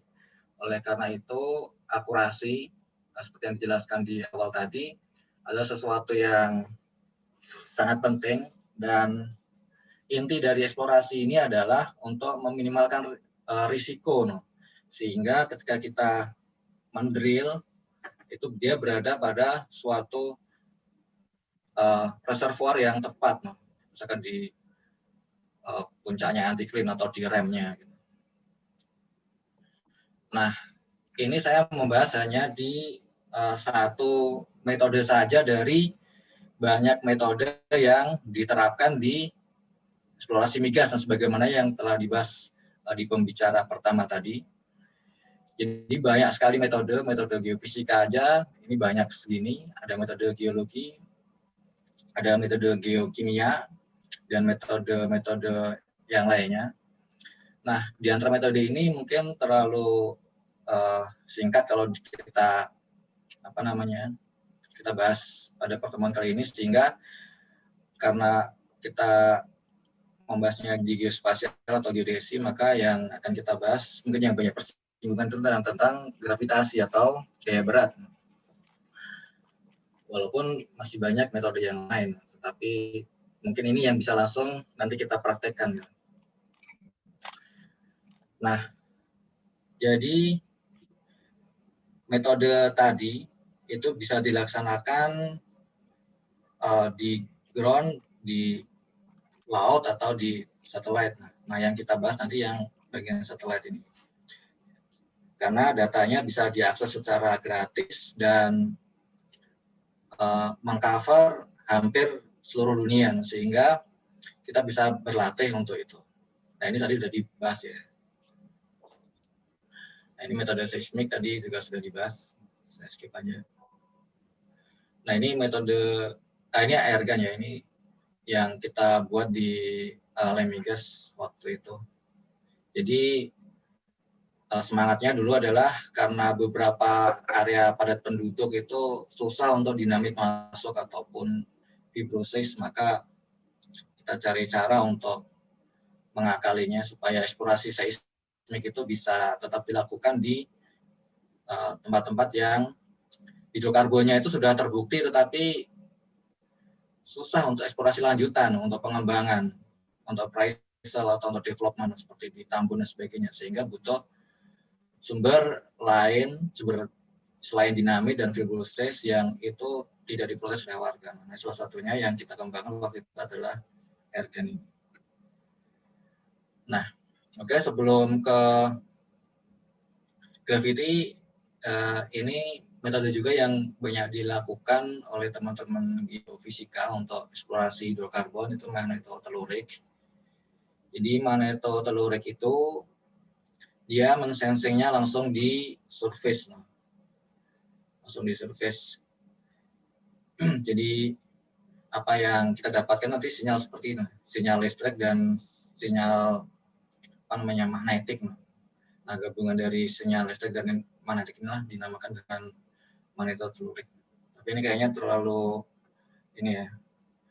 ribet mungkin kalau kita jelaskan sekarang, jadi mungkin lain kali aja. Nah, ini metode MT. Nah, yang akan kita fokuskan ke metode gravity aja ya. Nah, gravity karena ini saya lihat di kurikulumnya ada juga ya diterangkan metode gravitasi, sehingga mungkin teman-teman bisa merefresh atau nanti bisa berlatih setelah ini.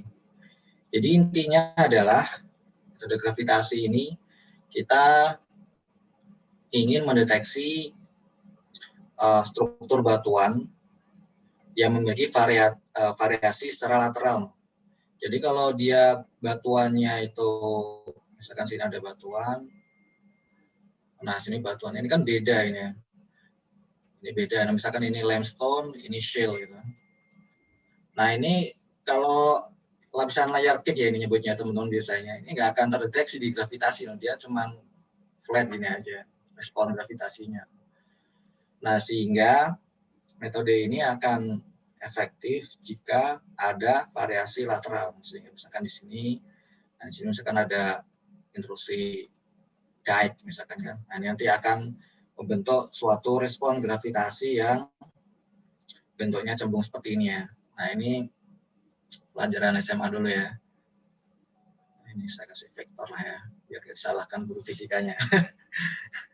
Nah, jadi intinya gaya gravitasi ini kita masih menggunakan gaya gravitasi Newtonian, jauh dari Einstein ya. Einstein bisa digunakan tapi terlalu ribet. Kita ingin membunuh nyamuk dengan bom lah, sehingga kita membunuh nyamuknya dengan tangan aja lah. Nah, sehingga yang kita pakai adalah gaya gravitasi Newtonian. Jadi kalau ada suatu massa, ini ya, ada suatu massa di sini, ada suatu massa dengan jarak tertentu R kuadrat dari suatu titik pengamatan, misalkan pengamatannya di sini, nah misalkan ada jarak R, ini ya RE ini, maka dia nanti akan memiliki respon gravitasi tertentu sebesar G kecil ini. G kecil ini adalah gaya gravitasi atau percepatan gravitasi. Nah, kita ketahui bumi ini ya banyak model ya, banyak model. Kalau teman-teman geodesi biasanya pakai geoid ya, itu yang paling bagus. Tapi dalam kenyataannya kita kan ada perumahan dan sebagainya kan, sehingga itu susah untuk dimodelkan. Nah, untuk itulah ada berbagai jenis asumsi nanti yang digunakan di gravitasi ini, sehingga kita perlu memahaminya, sehingga ketika kita klik di di hadapan software, karena sekarang software udah banyak ya, nah, kita memasukkan parameter yang benar. Oke, kita lanjutkan dulu. Nah, ini yang ingin saya sampaikan pada sore hari ini ya, satu slide ini aja sebenarnya, karena satu slide ini yang saya pikir bisa segera kita aplikasikan ya untuk berlatih mencari hidrokarbon, walaupun ini masih tahap yang jauh gitu. Kalau kita pakai seismik itu kita sudah pada tahap yang lebih detail, tapi kalau kita pakai data gravitasi itu biasanya pada tahap yang lebih awal atau reconnaissance. Nah, ini teman-teman minimal ada 2 provider data gravitasi yang gratis yang bisa kita manfaatkan. Yang pertama ini ya, Topek Gravity, dan yang kedua adalah PGE ini ya. Yang pertama Topek, ini dia di-generate dari data marine gravity aslinya. Yang terkenal yang mempromosikan ini Sunwell ya, Sunwell. Nah, ini di Indonesia sudah banyak ini datanya. Kita tinggal menginputkan EGZ koordinatnya saja, EG koordinat, itu saja. Kita akan dapat data gravitasi dan juga data topografi, sehingga kita bisa olah untuk mapping hidrokarbon. Tentu saja dengan nanti banyak pertimbangannya, tapi paling tidak ini teman-teman bisa catat ya, ini yang pertama situsnya ini ya. Ini yang BGI. Nah, bedanya BGI dan Topek ini, kalau yang BGI ini dia menggabungkan dengan data land gravity. Jadi land gravity yang sudah ada itu dia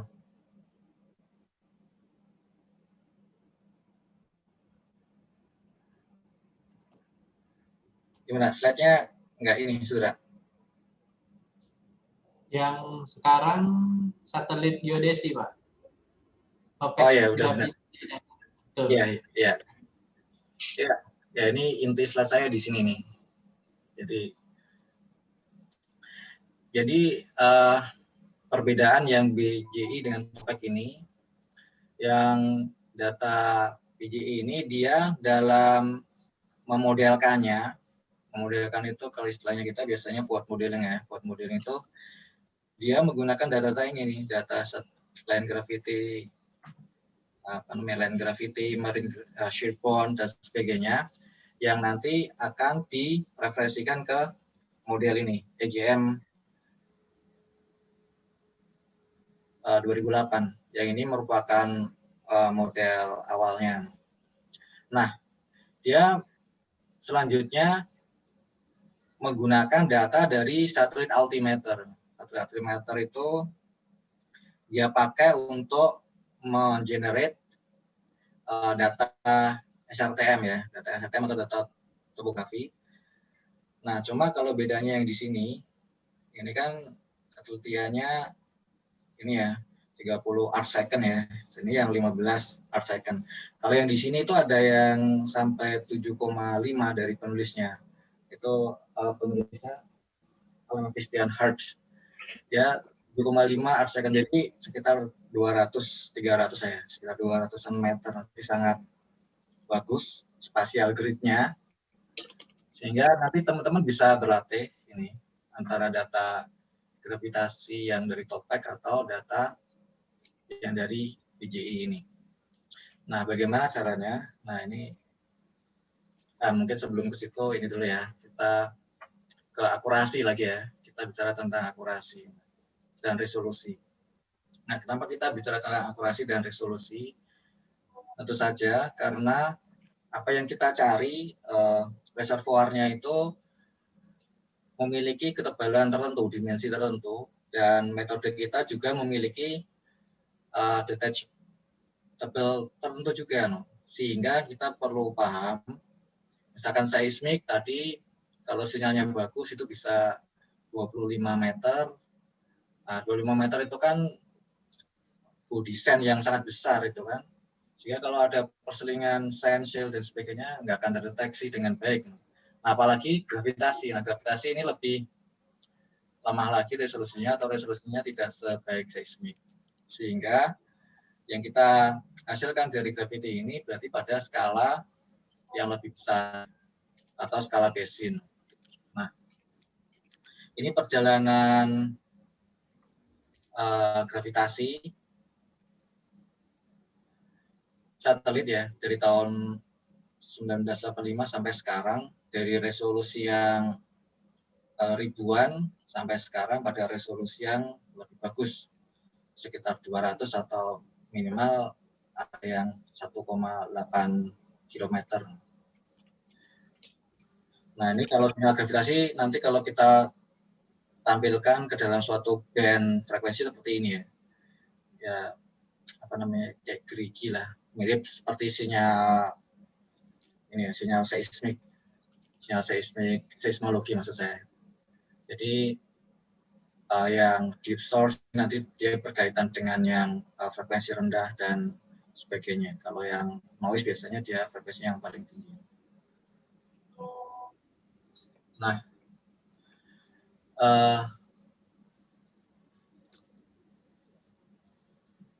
Nah, kita berada pada tahap ini aja nih, flight identification.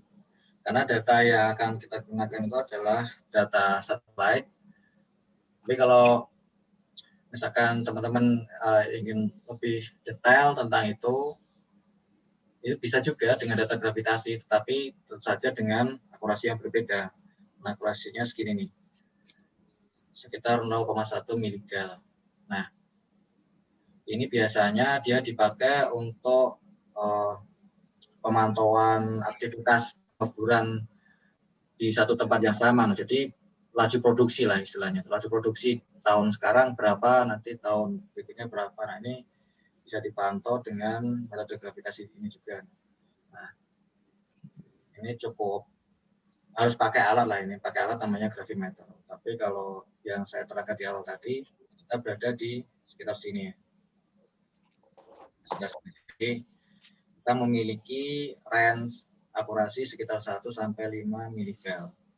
Dengan panjang wavelength-nya sekitar, ya mungkin antara dua inilah, antara 1 sampai 20 km.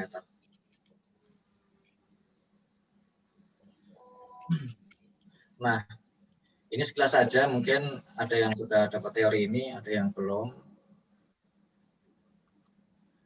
Yang kita cari itu adalah anomali gravitasi. Nah, anomali gravitasi itu berarti anomali yang ingin kita hitung berdasarkan pada suatu bodi geologi ini saja. Nah, bodi geologi ini bisa juga nanti dalam kenyataannya itu berupa antiklin. Antiklin itu ya salah satu rumah hidrokarbon.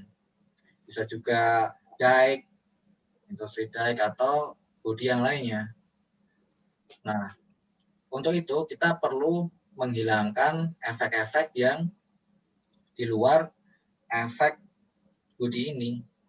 Nah, efek-efek itu apa saja? Nah, yang pertama, misalkan efek ini ya, H atau ketinggian ini.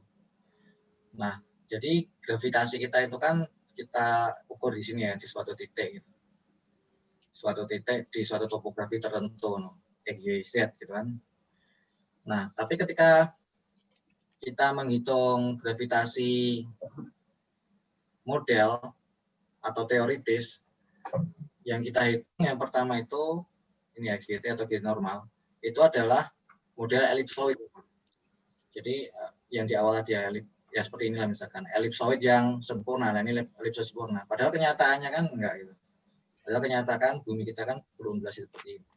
Nah, sehingga kita perlu membawa data kita, maksud data teoretik ya. Kalau ini mah jelas data observasi itu jelas dia sudah berada di suatu titik tertentu sini.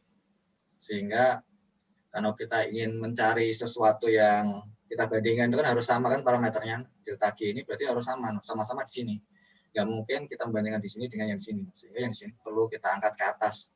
Nah, itu namanya free air correction ya. Cuma istilah aja.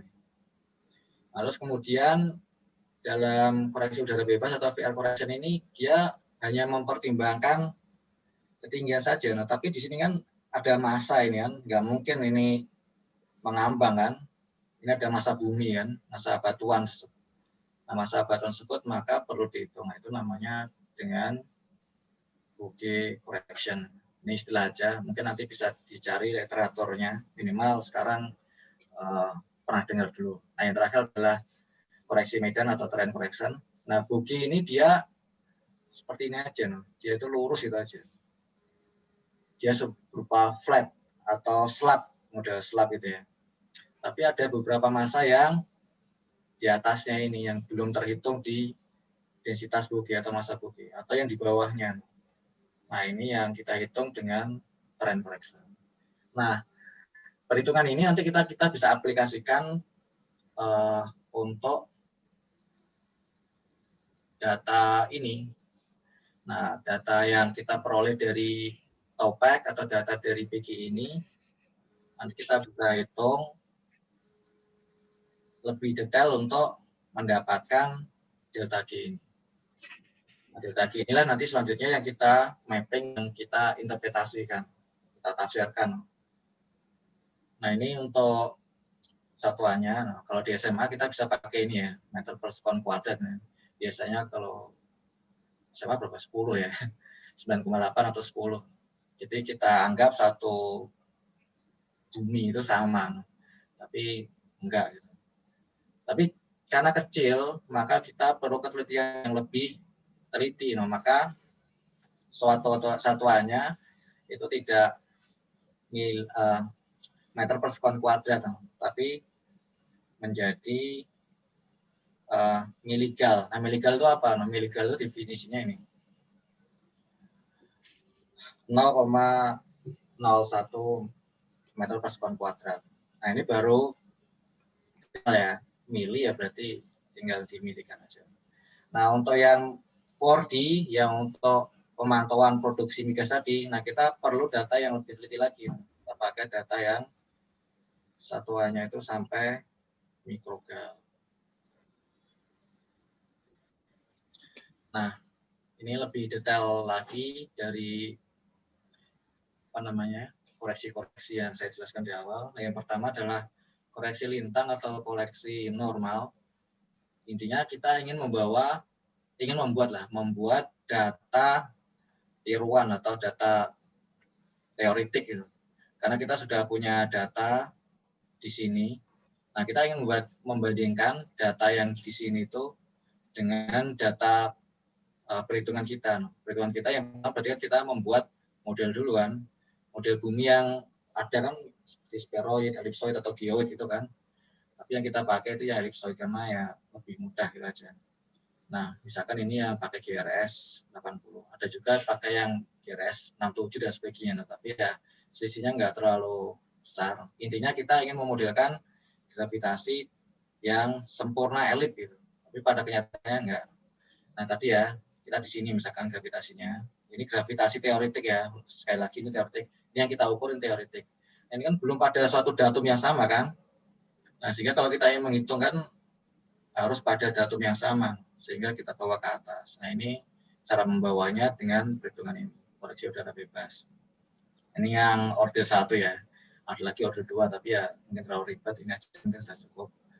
Nah, kemudian kita perhitungkan masanya tadi di awal pakai massa. Nah, massa ini densitasnya, densitas ini pakai Bouguer. Terus kemudian ada massa tadi yang di bawah ini dan di atas. Nah, itu pakai yang koreksi medan. Nah, ini gambaran apa namanya?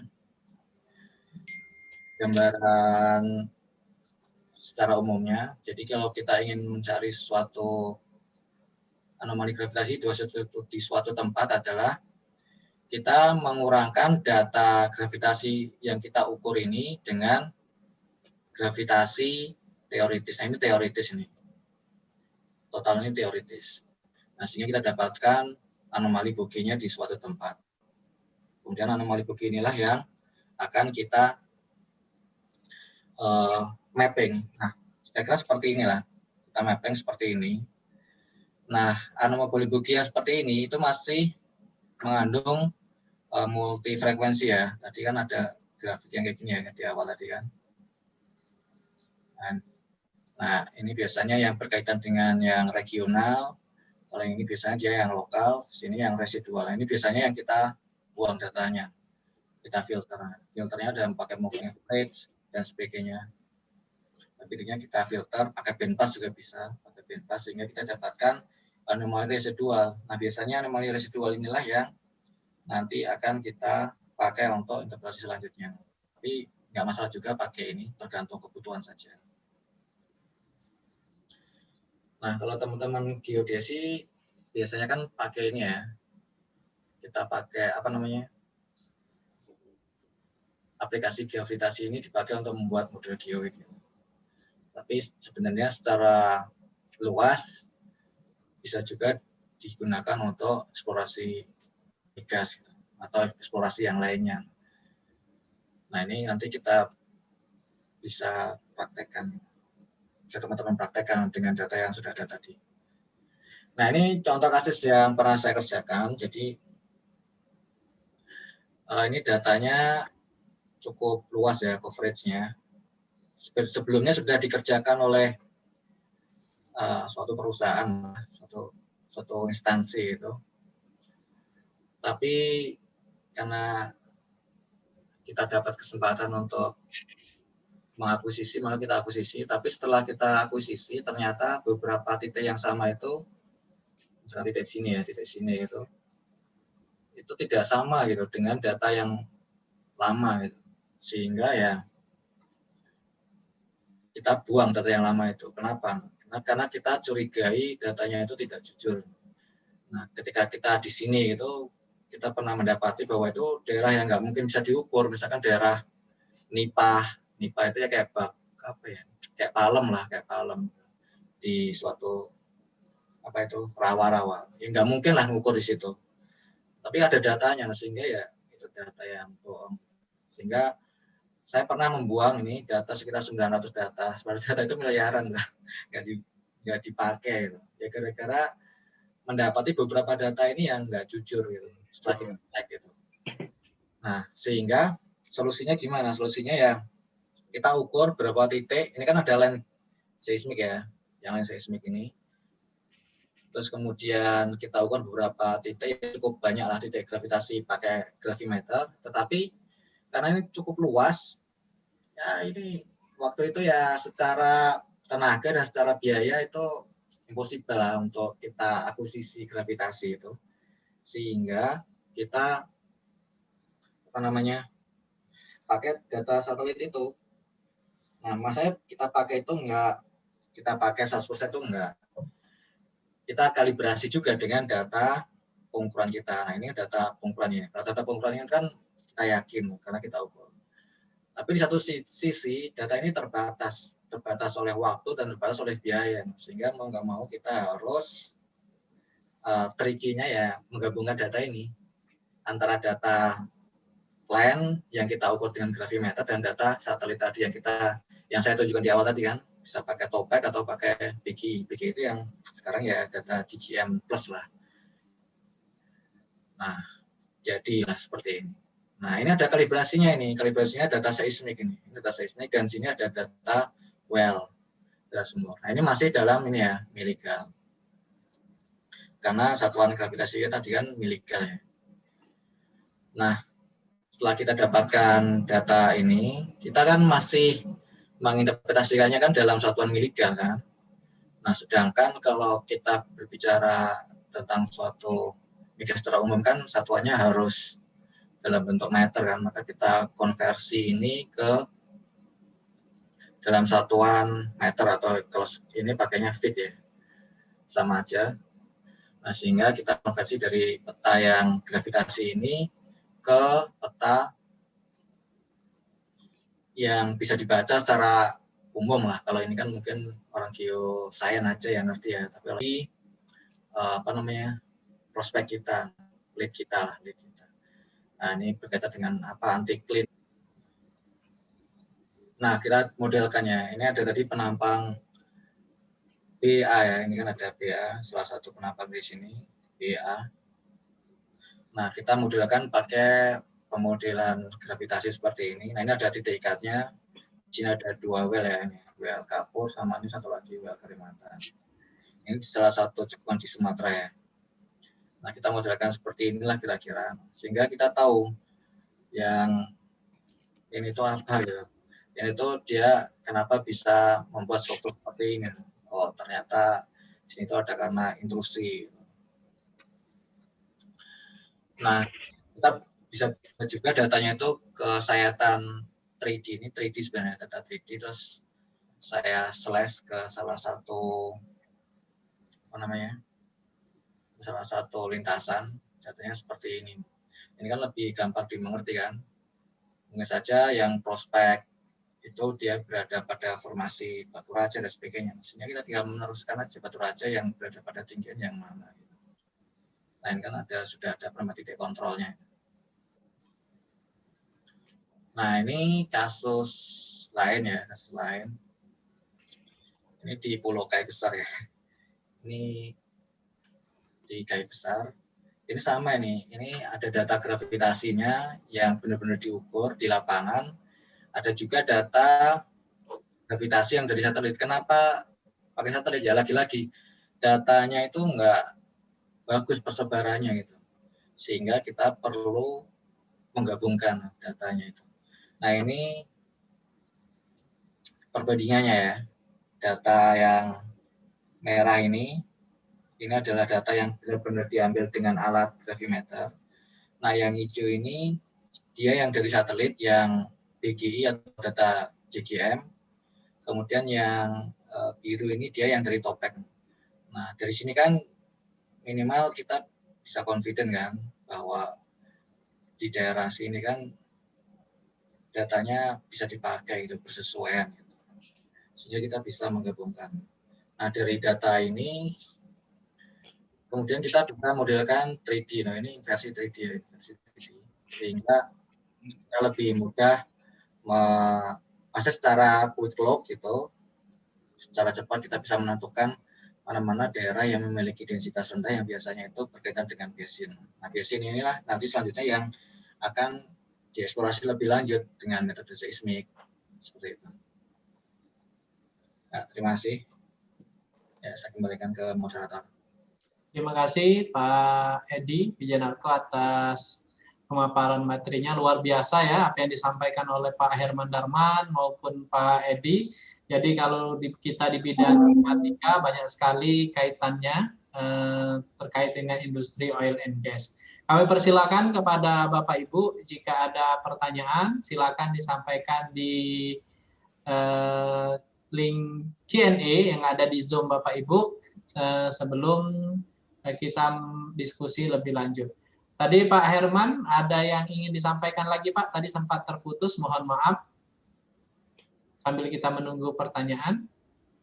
Iya, mungkin saya tadi GIS structure itu yang penting, yang integration ya. Jadi GIS itu menjadi tulang punggung sebagai integrator, itu satu hal.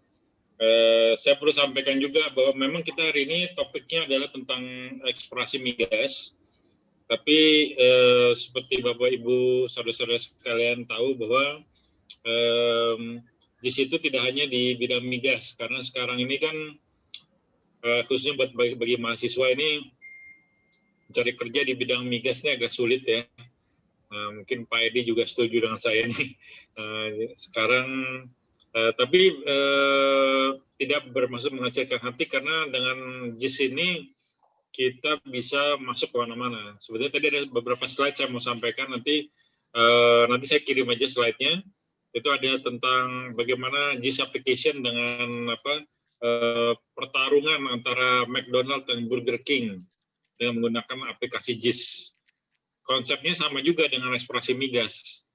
Kalau migas kan kita mencari ada source rock, ada reservoir, ada seal. Kalau ini kalau Burger King dan itu cari kan pasar, konsumen, terus tempat-tempat lokasi di mana kalau kita cari pengeboran, mereka cari tempat untuk buka toko, buka restoran. Nah, kira-kira tinggal ditranslate aja, semua bidangnya beda-beda. Hari ini saya terima majalah dari APG yang membahas tentang JIS ya. Di sini judulnya, ini mungkin saya tunjukin aja langsung di kamera nih. Nah, ini ada seperti ini. Wah, itu nggak kelihatan ya. Tapi anyway, judulnya tuh Where Can a Career in JIS Take You? So, jadi sekarang ini karir dengan JIS itu juga bisa untuk bantu COVID misalnya. Nanti detailnya nanti saya kirim ke Pak Sudra lah. Terima kasih, Pak. Oke.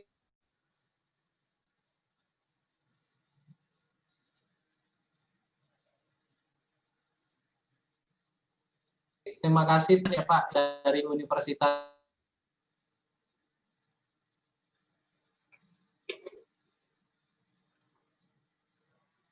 Indo Global ya. Ini tips dan trik untuk mendapatkan pekerjaan di migas ini Pak.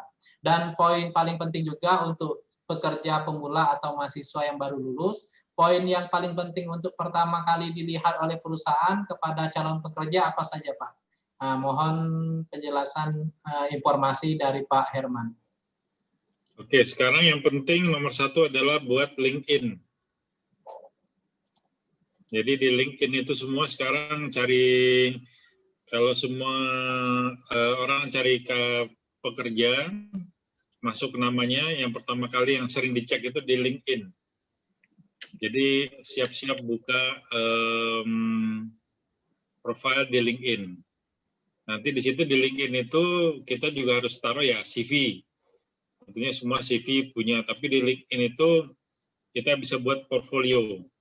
Jadi kalau pernah kerja bikin peta, bikin apa itu, bikin website, dan linknya ditaruh di LinkedIn. Kalau di CV kan nggak ada link ke website. Nah, jadi sekarang ini udah persaingan sudah cukup ketat ya. Jadi kita dengan katakanlah kita belajar geospasial, teman sekelas kita berapa? Mungkin 30-40 orang.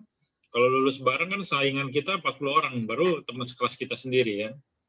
Belum lagi dari universitas yang lain, dari ITB ada geodesi juga yang bikin geospasial.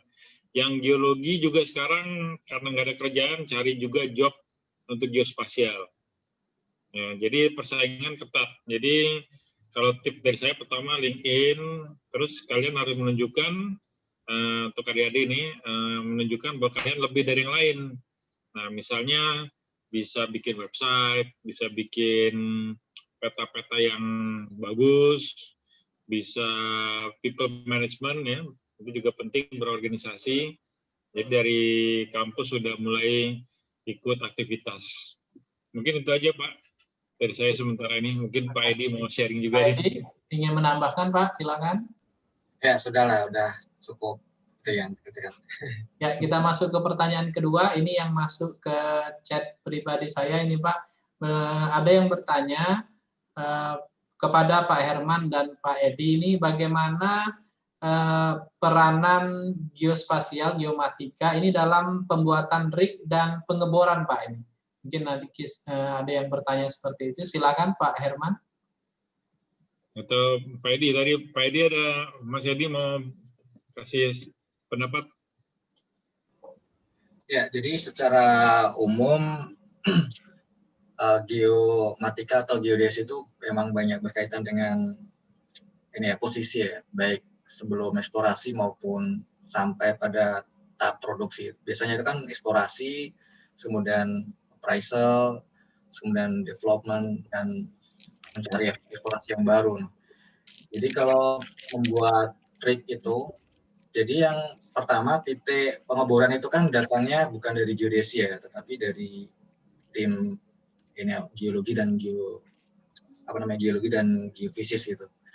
Sehingga mereka perlu mensinkronkan. Kadang-kadang geofisika itu menggunakan datum seismik itu kadang-kadang mereka itu berbeda gitu dengan datumnya Rick gitu. Kalau datum Rick itu dia di Kelly-Buffing misalkan.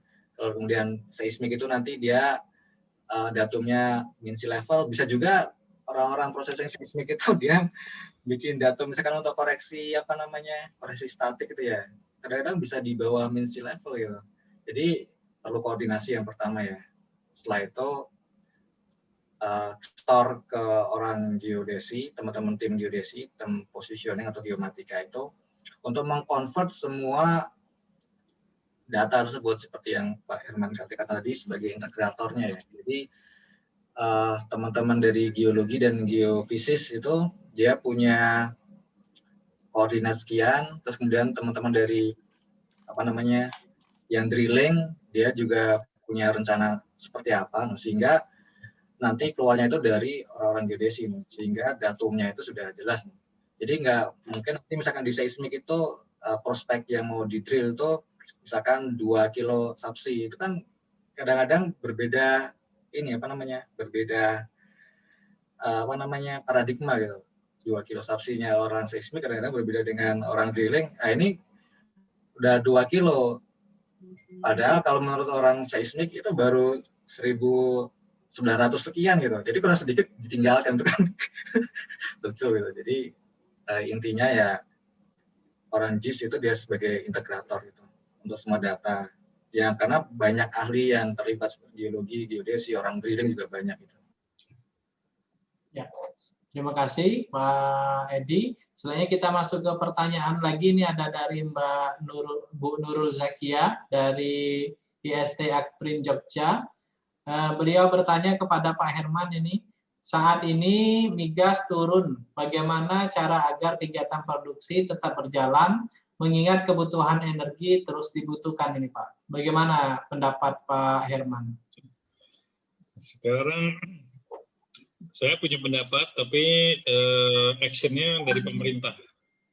Jadi mungkin kalau baca koran Kompas hari ini, jadi pada dasarnya kebutuhan memang semakin hari semakin meningkat.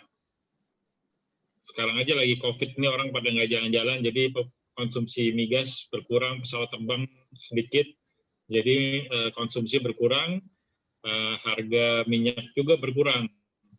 Nah, jadi untuk ini tapi kan temporary. Jadi untuk meningkatkan produksi tentunya harus melakukan banyak studi, dan untuk mendapatkan tambahan cadangan kita harus lebih banyak eksplorasi. Nah, semuanya berhubungan dengan duit dan uang. Dan caranya dan pemerintah kita terbatas dalam keuangan.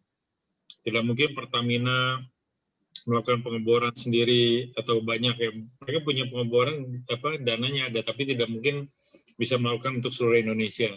Jadi kita perlu caranya adalah mencari investor. Nah sekarang ini problemnya dalam masa COVID ini semua investor juga lagi kesusahan secara ekonomi. Nah jadi kita ada persaingan global. Kalau investor punya uang, di mana kan mereka akan taruh? Akan taruh di Indonesia, di Malaysia, di Brunei, di Vietnam, atau di mana? Jadi ada persaingan global. Tidak hanya di negara-negara ASEAN, tapi juga dengan negara-negara Latin Amerika, di Afrika. Jadi investor migas itu karena skalanya besar, biasanya juga sifatnya global. Jadi kita harus membuat negara kita atraktif untuk taruh duit, taruh saham. Nah ini udah bagian ranahnya pemerintah. Bagaimana mereka memberikan bagian. Tadi Mas Edi sampaikan bahwa deal dengan pemerintah Indonesia adalah kalau kita mau dapat minyak, tadi sebutkan sistem bagi hasil, 50% untuk pemerintah Indonesia, 15% untuk investor. Nah, kalau misalnya pemerintah Indonesia bisa katakanlah 50-50, pasti investor banyak mau masuk. Nah, tapi kita juga nggak mau rugi. Nah, itu tarik ulur jadinya. Nah, jadi itu harus, makanya dibuat kemarin kebijakan-kebijakan itu sebetulnya presentasi buat investor. Nah, itu udah bukan bagian saya lagi, itu bagian DPR. Atau juga misalnya taruh sekarang ada SKK Migas regulator yang di bawah Menteri SDM. Nah, orang bilang harusnya ditaruh di bawah Pertamina. Ya, bisa dibaca di Kompas hari ini. Nah, itu. Nah, jadi banyak cara, tapi ya maklumlah Indonesia ini negaranya juga majemuk. Jadi kalau membuat kebijakan harus minta izin sana di sini, disetujui oleh partai politik, gitu segala macam serba sulit. Kita ikuti aja lah sementara ini. Iya. Terima kasih Pak Herman. Selanjutnya ada pertanyaan lagi nih, tambah sore, mau maghrib tambah banyak ini Pak pertanyaannya. Dari Ferdian Budi Arup, mahasiswa program S2 Pak, ini Fakultas Teknik Geologi Unpad. Ada yang ingin beliau tanyakan, ini terkait dengan modeling eksplorasi migas ini Pak. Apakah data Landsat 8, data geomagnetik, ini bisa di-compare menggunakan aplikasi seperti QuantumGIS, ArcMap, atau ada software yang bisa mengolah kedua data ini menjadi sebuah peta jebakan hidrokarbon. Mohon penjelasannya, Pak. Kalau menurut saya tentunya bisa, tapi data geospasial itu tidak cukup. Harus ada data subsurface. Nah, tadi Mas Edi ada data gravity, magnetik. Yang paling penting tuh seismik.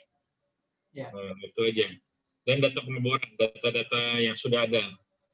Jadi semua harus ada integrasi. Integrasinya tadi betul pakai QuantumGIS atau pakai Esri, ArcGIS. Itu juga tadi buat yang pertanyaan tips untuk cari kerja, pastikan ada QGIS dan ArcGIS di dalam atau ArcMap atau apa di dalam CV. Karena itu sangat dicari di dalam industri migas. Sekian Pak. Terima kasih dari Mas Edi, menambahkan. Cukup ya. Oke, satu pertanyaan lagi nih Pak ya. Dari Muhammad Fauzi, sebelum kita break, sebelum kita selesai. Dari Muhammad Fauzi, dari mahasiswa Politeknik Negeri Batam ini Pak. Saya ingin menanyakan mengenai eksplorasi migas, seperti yang Pak Herman jelaskan tadi, ketika ingin eksplorasi migas, kita harus terlebih dahulu melakukan studi literatur. Sebelum melakukan studi literatur itu, apakah kita dapat mengetahui wilayah itu memiliki potensi migas di bawah permukaannya? Apakah ada ciri-ciri wilayah yang memiliki potensi tersebut jika dilihat oleh orang awam? Kemudian apakah seperti wilayah itu gersang atau subur dan sebagainya? Terima kasih Pak. Ini mahasiswa geomatika Pak, ini Politeknik Negeri Batam, jadi memang awam. Silakan Pak, mohon arahan dan penjelasannya dari Mas Edi dan Pak Herman. Mungkin Mas Edi mau jawab dulu. Ya, jadi ada beberapa daerah migas itu yang bisa dilihat oleh orang awam, ada juga yang nggak bisa dilihat. Kalau di laut nggak mungkin bisa dilihat, jangankan oleh orang awam, oleh orang yang ahli juga nggak bisa dilihat kan, ketutupan air kan. Tapi ada juga yang di darat itu ada yang bisa dilihat oleh orang awam, ada yang nggak bisa juga, seperti ada seepage, ada mat vulkano dan sebagainya, itu kan berarti bisa dilihat kan. Tapi walaupun bisa dilihat, belum tentu itu migas yang ekonomis gitu. Bisa juga itu cuman ya gas biogenik yang kecil. Itu gas biogenik itu ya gas kecil lah intinya. Ya yang kita cari itu biasanya yang termogenik gitu. Sehingga perlu survei geologi dan geofisika atau survei geosains lah secara integrasi gitu. Sehingga apakah itu layak untuk dieksplorasi lebih lanjut atau diproduksi gitu. Nah, itu yang membedakan migas ini dengan mungkin dengan yang lain lah, dengan pekerjaan yang lain. Jadi sesuatu yang nampak itu belum tentu menghasilkan yang besar, tapi juga nggak ada tanda-tanda gersang, nggak ada tanda mat vulkano, nggak ada seepage, tapi ternyata ada sesuatu yang besar. Misalkan ada struktur antiklin atau struktur stratigrafi yang tertutupi oleh oleh aluvial, itu nggak bisa dilihat. Tapi ternyata dari kemenerusan geologi sebelumnya gitu, dari daerah-daerah sekitar itu sudah terbukti dan itu diteruskan evaluasinya ke situ. Ya itu harus pakai metode geologi dan geofisika, nggak bisa pakai mata telanjang nggak bisa. Makanya perlu seismik, perlu data-data pengeboran dan sebagainya. Itu gunanya seperti itu. Jadi ya sasa gampang lah, karena nggak ada yang bisa memprediksi secara akurat. Yang bisa dilakukan hanya memperkecil risiko saja. Jadi kalau saya boleh tambahkan, ini persaingan antara perusahaan adalah untuk melihat yang apa orang lain tidak bisa lihat. Jadi entah pakai teknologi, atau pakai konsep, atau pakai jaringan networking, ya untuk masuk ke suatu wilayah. Jadi persaingannya di situ, permainannya di situ, Pak. Melihat yang apa orang lain tidak bisa lihat, atau masuk ke daerah yang mana orang lain nggak bisa masuk. Itu aja. Oke, terima kasih Pak Herman. Pak Mas Edi, ada satu lagi pertanyaan ini dari Bu Nurul Zakia. Apakah benar ada alat gravitasi yang langsung mendapatkan nilai ABR? Bagaimana akurasinya? Mungkin di masa depan ada ya, di masa depan. Tapi kalau di masa sekarang atau yang sudah ada, tahu saya nggak ada. Yang ada itu kan graviton, itu cuman data gravitasi observasi ya, bukan ABR. Seperti itu. Oke, terima kasih Pak Herman Darman, Pak Edi Wijanarko. Luar biasa apa yang disampaikan pada hari ini, bisa menambah wawasan kita, ilmu kita. Banyak sekali yang disampaikan. Nanti mohon izin kami share slide-nya untuk, karena tidak cukup kalau dipelajari hanya di webinar ini. Tentu kami akan belajar lagi, baik untuk mahasiswa seluruh Indonesia maupun untuk pihak swasta.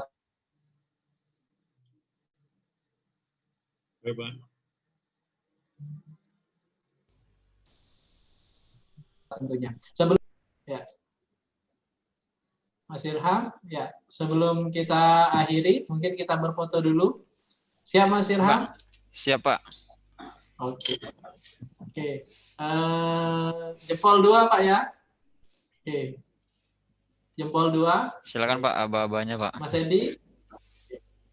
Oke, 1, 2, 3. Oke Pak, silakan Pak. Kalau mau ganti gaya Pak. Oke. Lagi Mas. Oke, normal. 1, 2, 3. Oke, terima kasih Bapak sekalian.